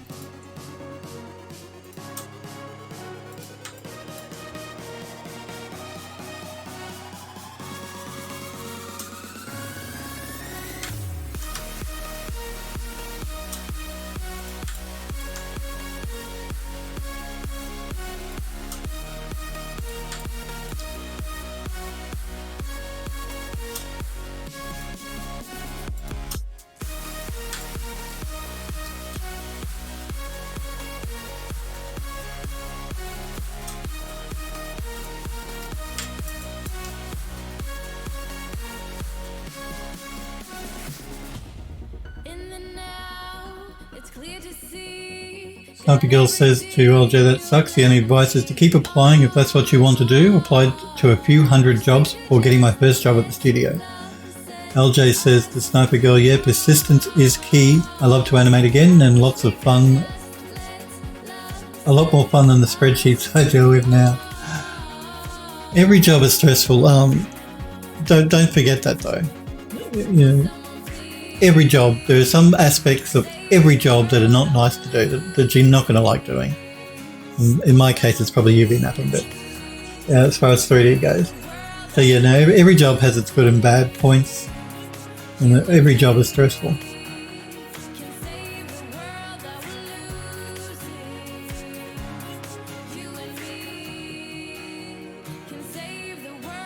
Healthwatch says there are some studios around where I live that have announced a couple of projects I'd love to work on, but I don't currently have enough of a decent portfolio sorted out, so I can't exactly send out an application.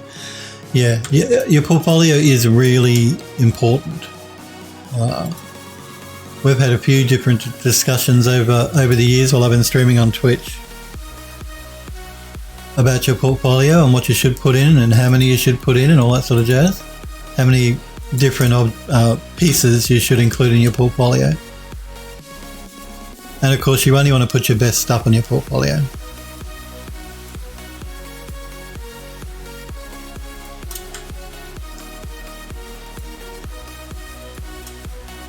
But it's vital. That's what will get you work, your portfolio.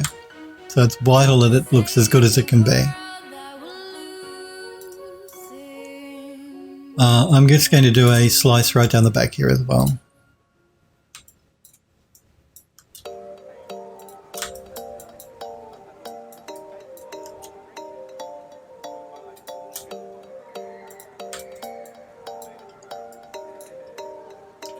Let's do an unwrap and a pack.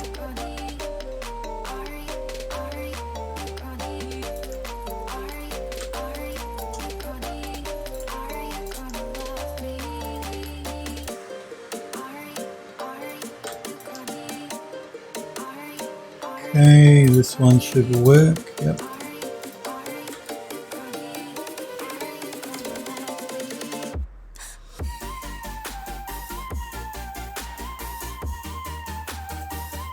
Sniper Girl says to LJ, wish you luck. Yes, I wish you luck as well. Sniper Girl says, someone called you Grandpa. Yes, they did last week. I can't remember the username, which was fine. They call me Grandpa. You guys are so cruel. You're all so cruel. That's okay. You can call me Grandpa. You can call me whatever you want. I got a thick skin. It's cool. It's all good.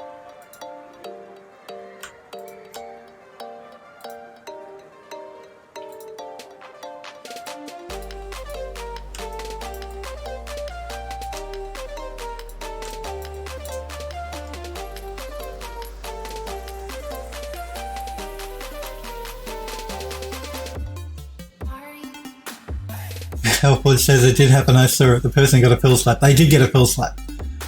I didn't give Sniper Girl a pill slap for calling me a grandpa, but if she keeps it up, she will get one. Smurpery says, imagine taking a day trip to another country. It would be amazing. Or even 2 to 3 countries in a day. It would be amazing. I'm so jealous of you guys living in Europe. LJ says, thanks. Congrats on your new contract. Girl says, not hired yet, in the start of the process, hoping to set up an interview soon. But the fact that they contacted you, Sniper Girl, is really positive and really, yeah, very cool.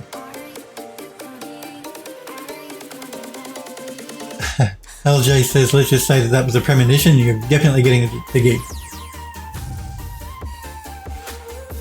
Oh, they found you on Indeed. I'm not familiar with that site.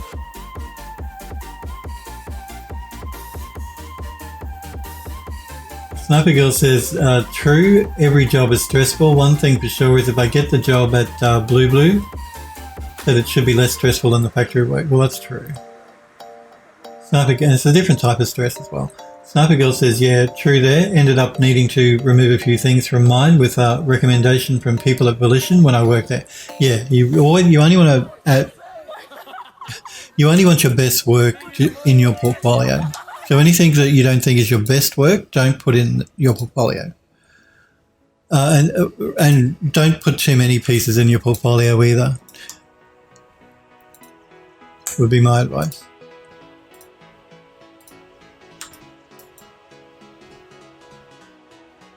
I really don't think we need a cut here. I don't know why it did that.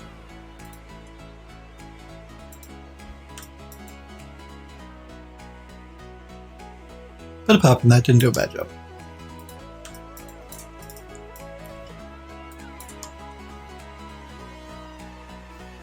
Android Lot says, yeah, not everything you've made belongs in your portfolio. No, that's true. You don't, just because you made it doesn't mean you should put it in your portfolio.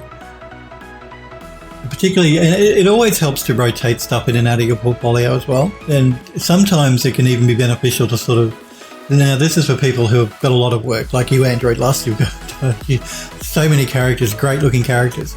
But sometimes it can be helpful to swap out your folio depending on the job you're going for as well. So don't worry about that if you're just starting out though. Just put your best pieces in your portfolio. But once you've got a few good pieces, then sometimes it can be good just to refresh your portfolio with new pieces. Or if you're going for a specific type of job, then tailor your portfolio for that sort of job work, if that makes sense. Like, you know how you target your resume based on the job you're going for. So, you know, you guys know what I mean. It's the same sort of thing with your portfolio. Once you've created quite a bit of work and you've got stuff you can actually swap in and out. It can be helpful to do that too.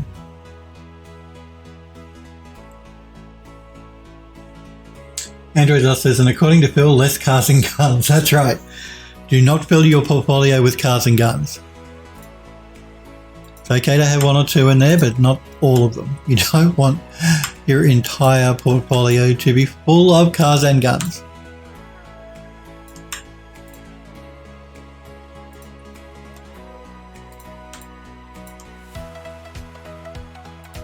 I know you guys love making them. I've seen you guys make them. You love making your cars and your guns, which is cool. Just put a few other things in there as well, though. Now I'm just wondering why it didn't UV map those inner discs. So I'm going to try and work out why. Why did you not do that?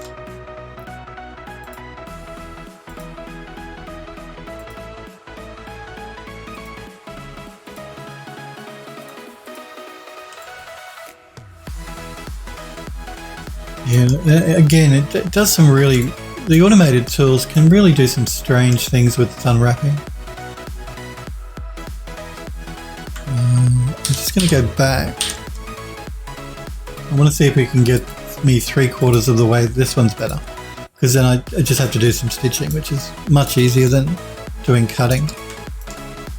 So let's stitch some of these up because they're really not necessary.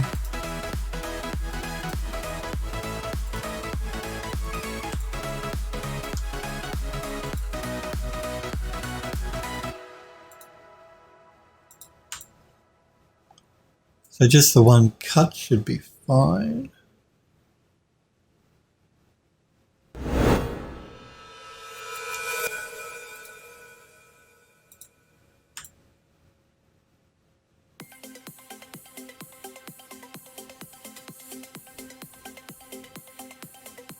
One cut there.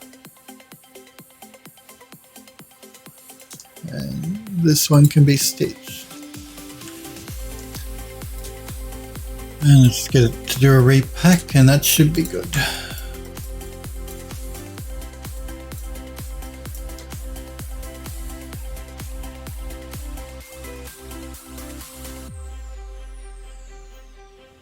And catch up with chat here. Android Lust says, I was actually making a gun a few days ago, and the only thing I could think of was Phil saying he hates seeing guns. I did not say that. Don't put words in my mouth. I do not hate seeing guns or cars in a portfolio. But just not all guns and cars. Show me something else.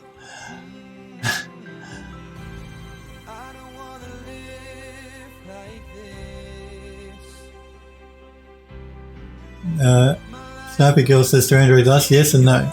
If it's a unique car like the post-apocalyptic van that I did, can keep it on your portfolio due to how different it is from other people's vehicles. That's right. If it's just a normal car, then what's going to make you stand out from everyone else that does a normal car? So that's why you want to choose pieces for your portfolio that are more unique to your style, that are more eye-catching to the person looking at your portfolio, more likely to make them remember you. As opposed to, there's a red car in this portfolio, there's a red car in that portfolio, you know what I mean? Yeah.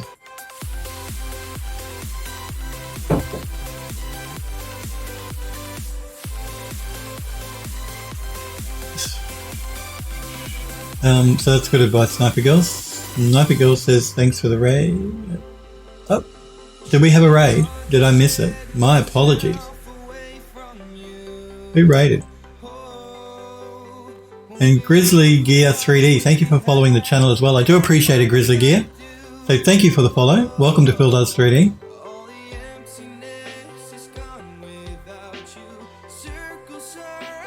And thank you for the raid as well, as Sniper Girl says. My apologies for missing it. Remember too, if you do want to join the Phil Does 3D Discord server, click the link that I've just popped in chat for you. You don't have to, I'm just saying. Let me catch up with chat. Smurfy says he'll eventually realise that there's been a raid. Yes, it took me a while. And hello to you, Grizzly Gear, as well. Sniper Girl says to Android Lust. No, Android Lust says to Sniper Girl. Yeah, I agree with that. If it was just a normal white van in the sea of multiple car pieces, it would just go unnoticed. Euro says, I got so much stuff I can't put in my portfolio. Cars and guns are fun though. Look, yeah, make what you enjoy making. I'm not saying don't. You don't want to force yourself to make something you're not going to like, you're not going to enjoy. So if you like making cars and guns, have at it. Do your cars and guns. But if you want to get a job in the industry, try and vary up the portfolio a little bit. It's not just all cars and guns.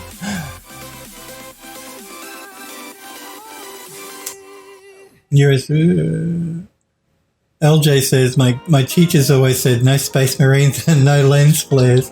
Oh man, lens flares, that's so 80s. No one uses that anymore. Hero says, more fun when you get them animated and in-game though. Modboy says, my portfolio is all cars and no guns. Well, fine. I still wouldn't make your whole portfolio cars or guns. You want to show a bit of variety. If you're going for a job in the industry, they want to know that you can make more than just cars and guns. That's why I tell you guys not to just do cars and guns. Show them your range. Show them that you're capable of making anything they might need you to make. Because that'll get you a job.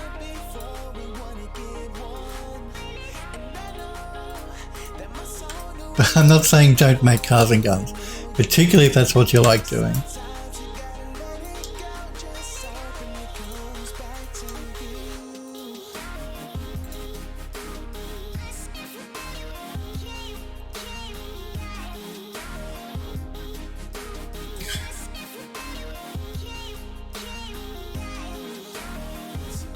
Andrew Lost says to LJ, no Space Marines. Hellforge says depends on the Space Marines, to be honest. Mercury says, any minute now, Phil will realise that Grizzly Gear 3D dropped in with a raid. Yes, I do appreciate it. My apologies, Grizzly Gear. I know it takes me a while to catch up with my chat here. I do appreciate the raid. Thank you very much. And I appreciate the follow as well. Are you a streamer, Grizzly Gear?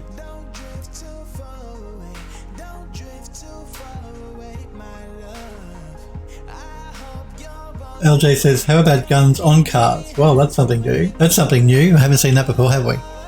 Guns on cars? No. I think if you look at... did you put a gun on your car, Sniper Girl? I thought you did. Or am I getting confused? Which, let's face it, is easy. Phil gets confused easily. But I thought you put a gun on one of your car, on your van. Because it was a post-apocalyptic thing. Maybe not. Maybe Phil is confused.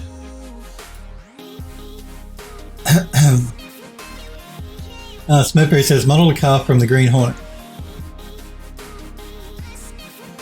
Grizzly Gear says, no problem, it's all good. I understand getting into work and missing chat sometimes. Yeah, you know what it's like. So you're obviously a streamer as well. I have to check your stream out. Obviously you do 3D, I'm assuming. Grizzly Gear 3D, just like Phil does 3D. I'll have to check your stream out. Let's do these pieces here.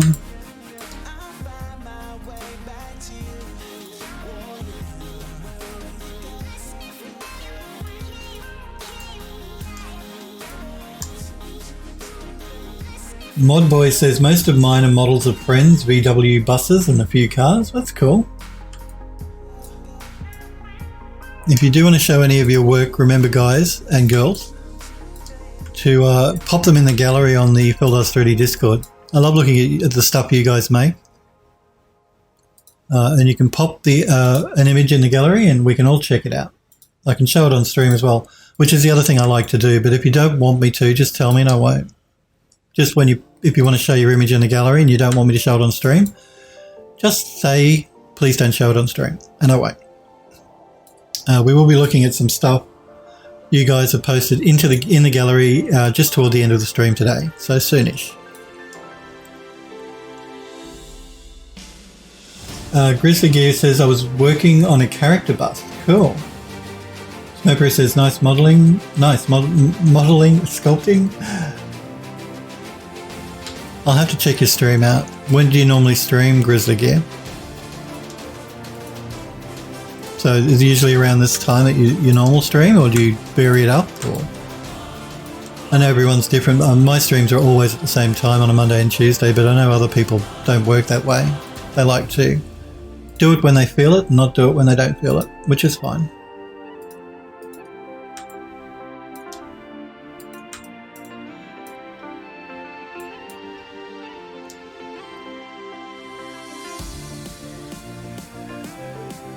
Android Lust says, I might post a work in progress to Discord. Cool. I see Euro. What have you posted here, Euro? I was making for a competition, but due to work I never got it finished. We'll check that out. Again, I'll check out these images you guys have posted in the Discord, because there's a second favourite has posted some character art that I want to check out as well. So we'll look at those toward the end of the stream.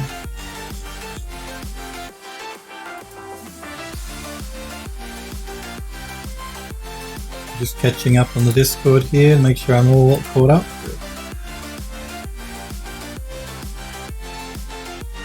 Grizzly Gear says Monday, Wednesday and Friday at 5 PM CST. So there you go guys, you should check out Grizzly Gear's streams as well. So Hellforge as well as also being a mod is also a streamer. Now again, this looks like a problem with the mesh. This is not a problem with the mesh. This is just that plugin I use to send it between Macs and Ryzen. When we send it back, there is no issue with the mesh. It's just a glitch in that plugin, which we've come across before many times. You guys know.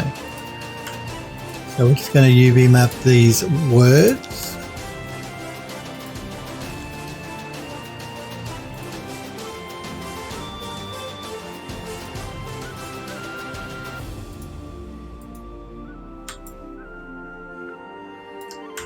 I don't like what it did there. That's better. And let's do the up one. Again, this is a control panel for a lift. That's why it says up and down. Go figure. Who'd have thought?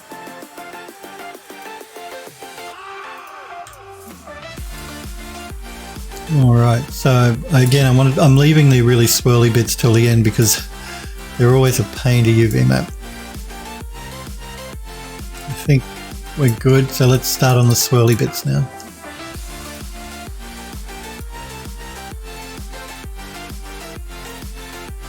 If I can get this UV map today, which we should, then tomorrow we can start texturing it up inside of our Substance Painter. That's the plan. Yeah, again, I don't like the way it's cut the mesh up with that, so we're going to try one of the others. Again, not great. Let's try this one.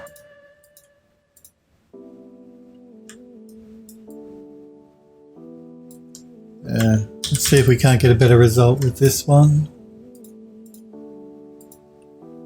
And we can't. So...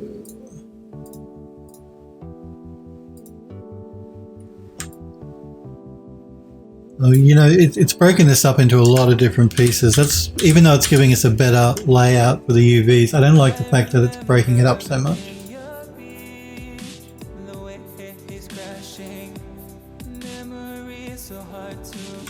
That one's giving us too much stretching.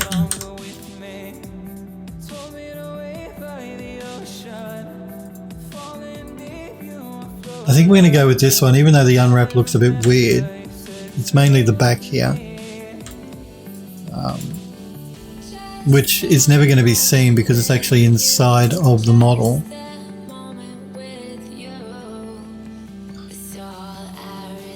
It's giving us the least amount of stretching.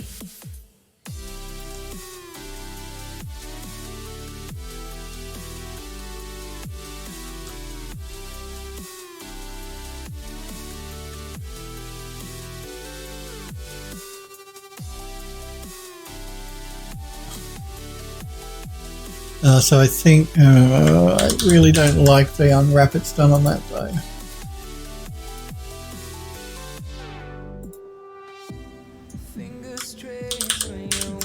This fretwork, it's always really hard to unwrap properly. We may have to go with one that breaks it up a bit more because we are getting a much cleaner unwrap on it. So we're going to go with this. Again, this is going to be metal. It's going to be textured with a metal material in Substance Painter. So while we could go with one of the others that gave us a bit of stretching, we'll go with this one, even though it does break it up a lot more than it really should.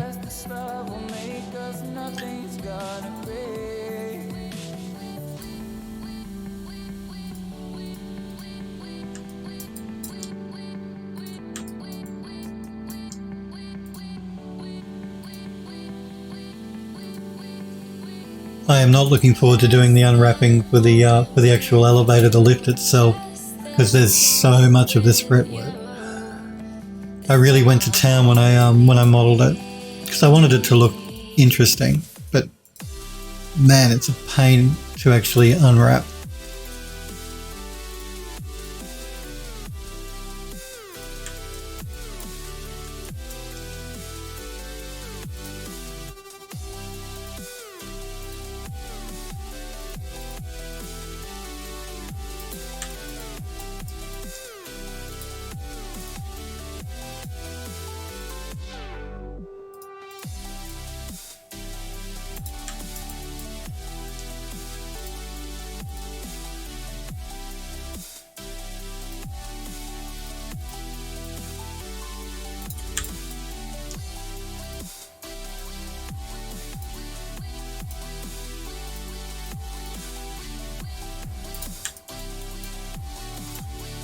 Okay, let's move up to the top.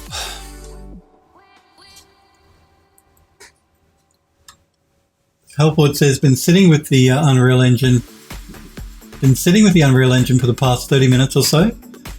and I'm really struggling with getting even a basic light setup sorted. Well, what are you having issues with? Smurfberry says planar map x-axis, call it done. Yeah, but you're going to get stretchy. Hellforge, do you mean for a full scene like a hallway or for a presentation of a single asset? Single asset, Hellforge is saying. Are you using spotlights? You might find using spotlights easier than trying to use like an Omni light inside of the Unreal Engine. You can direct it. You've got much more control over its direction using a spot. As long as you soften the edges of the spot up, it should be fine to use. Let's do these pieces. Let's see if I can't do them all at the same time. Let's tempt fate, shall we? Live dangerously.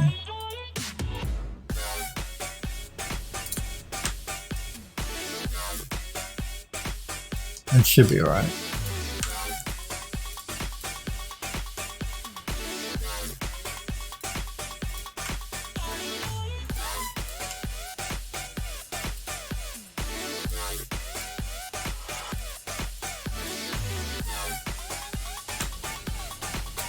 We're getting a little stretching, but it should be fine.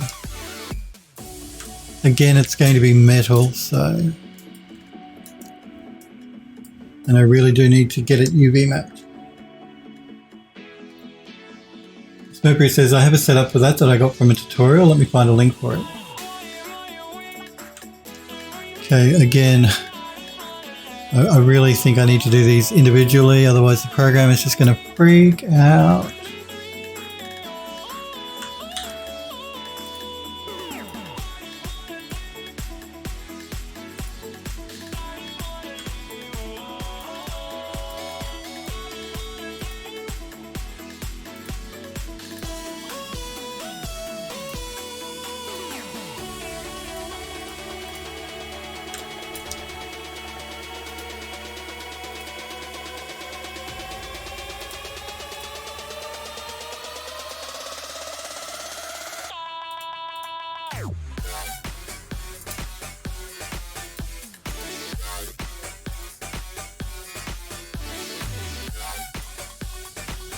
You see, it's the same shape, but it really had an issue trying to do this one for some reason, so we're going to have to switch it up a bit. Let's see if we can't get a better result with one of the other unwraps.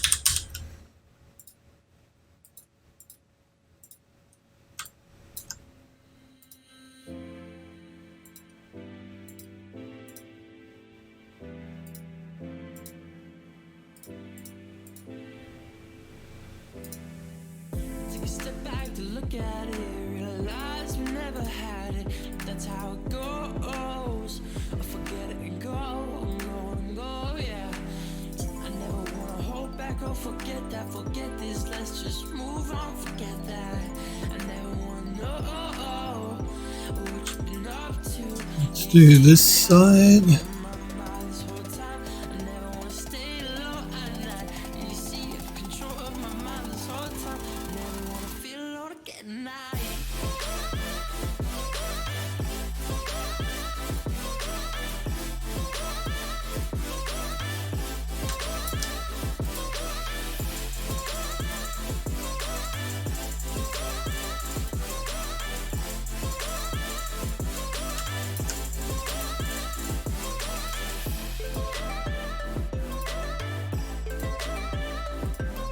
Will's being so quiet because he has to concentrate on what he's doing.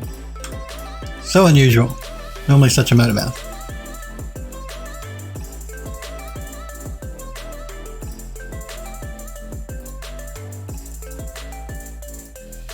Apparently filming has finished for season 2 of The Witcher, so I'm looking forward to that coming out. I mean, I didn't think The Witcher was amazing, but it wasn't bad. And because I've been home so much, I'm starved for something new to watch. on Netflix. Because I watched it all. That's not true. But the pandemic has sort of stopped a lot of production on a lot of different shows, which is unfortunate. Like a lot of movies, the release of a lot of movies has been delayed. I'm just going to repack this bit here.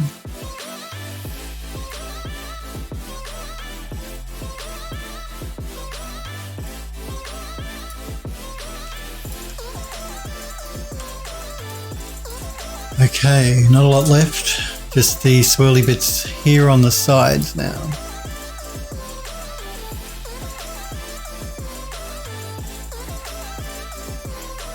Snappy Girl says, with the Witcher Season 2, I hope they don't jump around as much. It was hard to follow Season 1. Yeah, no, apparently they've sort of admitted that they jumped around too much. It made it confusing for a lot of people. And they've said that in Season 2 they're not going to be doing that. It's going to be much easier for people to follow, which will be good.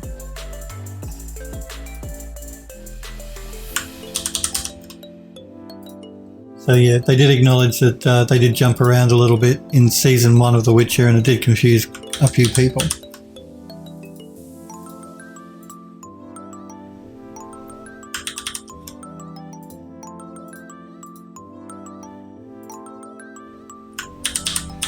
I think the best one is probably this one, even though we are getting a little stretching. I think we should be all right.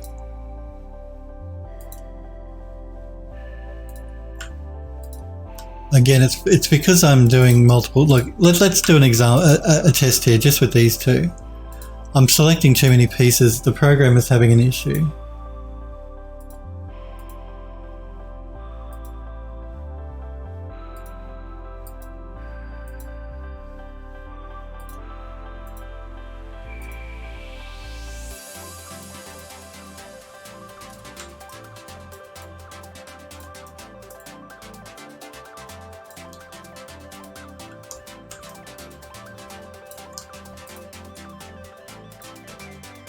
Need to slow it down a little bit, not select quite as much, give the program a bit more of a chance to work out what's going on.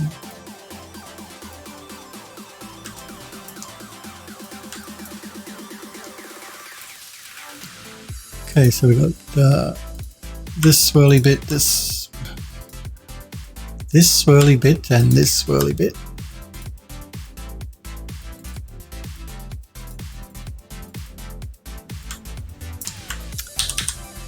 Not that one.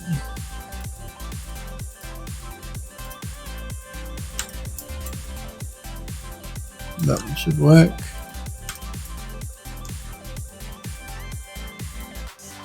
And this swirly bit and this swirly bit.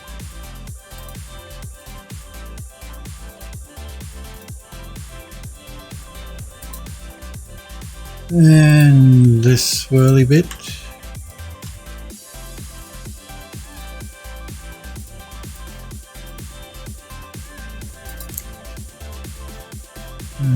These ones.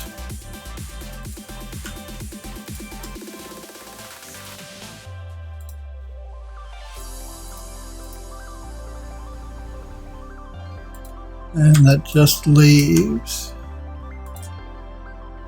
these little bits here.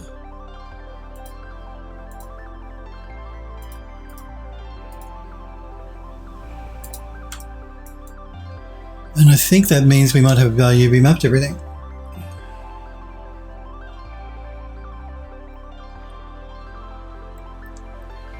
Do need some copy with all those swirly bits, Hellforge, that's right. I didn't realise it even had an ArtStation command set up. There you go. There's a link to my ArtStation. So I think that is everything UV mapped now for this, so I'm going to send this back to Max.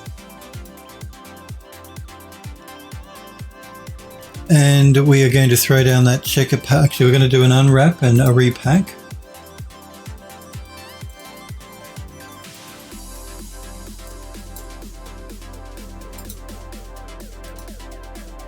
Again, everything except rotate clusters. Wait for Max to catch up with us.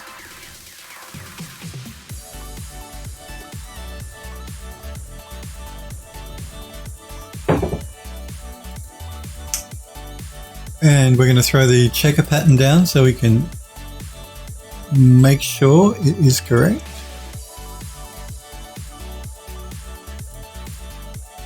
Select the right bit.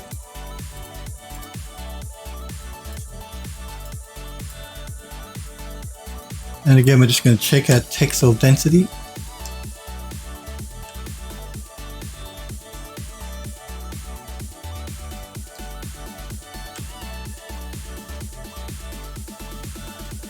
And I think we should be good. So let's remove the checker pattern.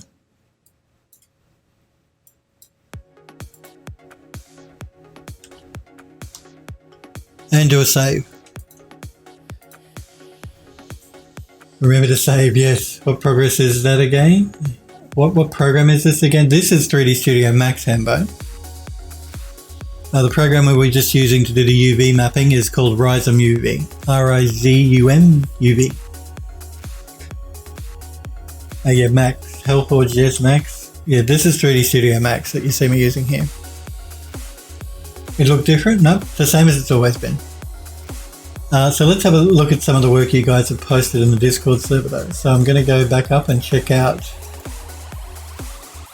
the Magneto character that Ito has posted. Or Juzan Ito, very cool. Gee, what did you render this as? Because it came in really. Oh, maybe because I'm zoomed in too much. There we go, 100%. Yeah, it's looking really cool, Ito. Really cool. Nice detailing going on. And I see you posted some. You're working on the musculature of it, or more resolution? Actually, yeah, I wanted to say too. You guys know that Substance Painter has UDIM support finally. You guys were talking about it in the Discord. Finally, you can paint across UDIMs in Substance Painter. So it's finally caught up to Mari. Finally. So that's pretty cool. Just going to copy this link, the other link from Ito.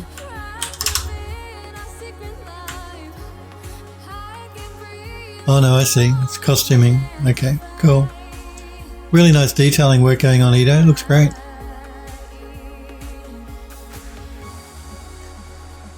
Very nice work. I want to have a look at some stuff Second Favorite has done. Second Favorite is working on. Gizan says, "Oh snap! Who made that?" It does. It looks really cool. You've done really nice work. Nice detail work as well. Second Favorite is working is working on a VR game, and this is the character that you play in the VR game, I believe. So rude. And I just want to copy this link as well because this is another image from Second Favorite.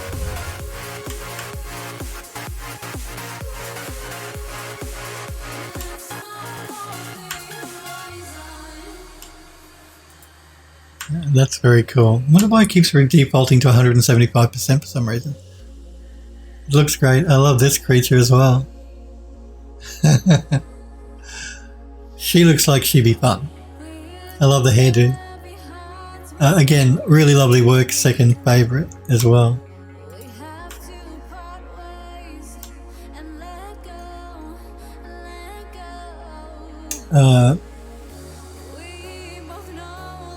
Euro has posted something that he was working on for a competition, but didn't due to work that he never got finished. That's cool. I love the design of that. Very cool. Yeah, it's really interesting. I'm assuming these are like little ponds. That's very nice. Shame you didn't finish it, but it does. It looks really cool. Really interesting looking design. And we've got a snake, I think, happening around this central piece as well. Very nice. and this is from Euro. Hellforge has posted links to a gun that he's working on or worked on. It looks very cool, so I'll have a look at those. And again, I actually saw, yep, Hellforge again is a streamer, so you should check his streams out, guys. The same with Grizzly Gear 3D, again another streamer who you should check out when they are streaming. I'll just copy the link to the second image from Hellforge. Very nice, it's beautiful. I love the design of the gun. And actually, have you done some alterations to the texturing since I last saw this Hellforge?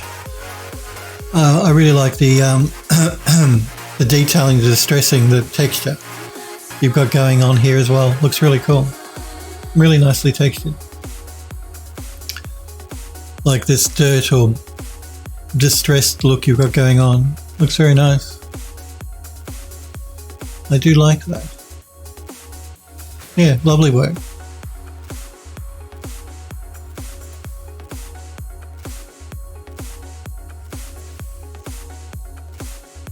Very nice.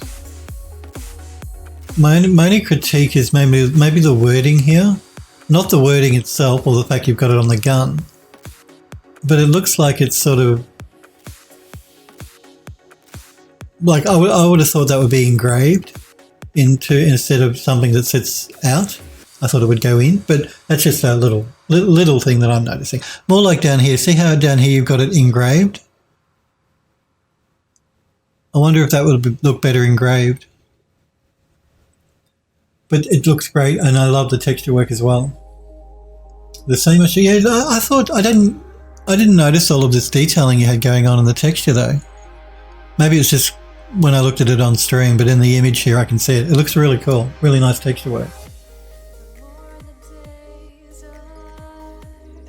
Handbone says the texturing looks magical. It does. He's done a really nice job at the texturing.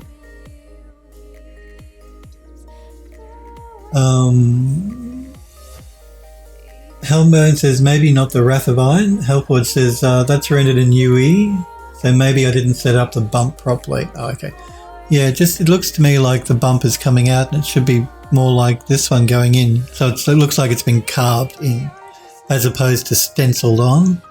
But that's just my opinion. I really like the way, the look of the carving of the word down here, of the words down here. It's not called carving, what's it called? You know what I mean. Engraving. The engraving of the words. Pardon me. Zopo. It's good to see you, Zopo. Here's a link to my portfolio. We're not sharing links.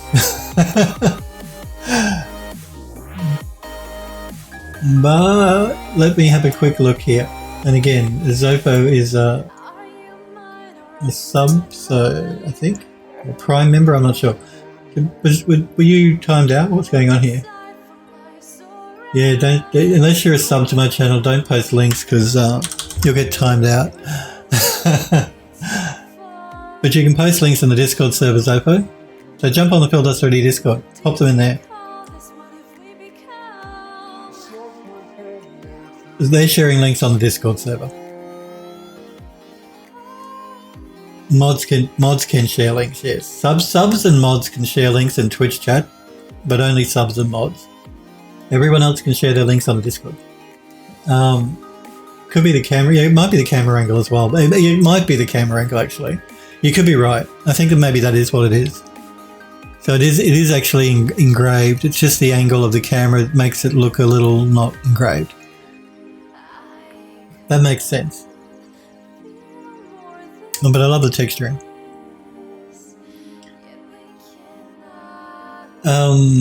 Engraving Hellforges, yes. And that's the link that Zopo posted to his portfolio. But post the link to your portfolio in the Discord as well, Zopo, and I'll check it out tomorrow because I'm finishing up the stream for the day. I do want to thank you guys and girls though for letting me show your work on stream, for posting it in the Discord server. Now that we've finished the control for the elevator, we can start vertex coloring this tomorrow, and then we're going to take it into Substance Painter. But I think we will leave it there for today. I do want to thank you guys and girls very much for being here, hanging out and watching. I will be back on again, of course, tomorrow at 5 p.m. Pacific time in the United States. You guys and girls take care, stay safe and healthy, and hopefully I will see you guys tomorrow. And Mod Boys just posted an image. I'll post anything that you post in the Discord gallery now. I'll show at the end of the stream tomorrow. So thank you guys and girls very much for being here and hanging out with me. I will see you all again tomorrow at 5 p.m. Pacific time in the US. See you guys.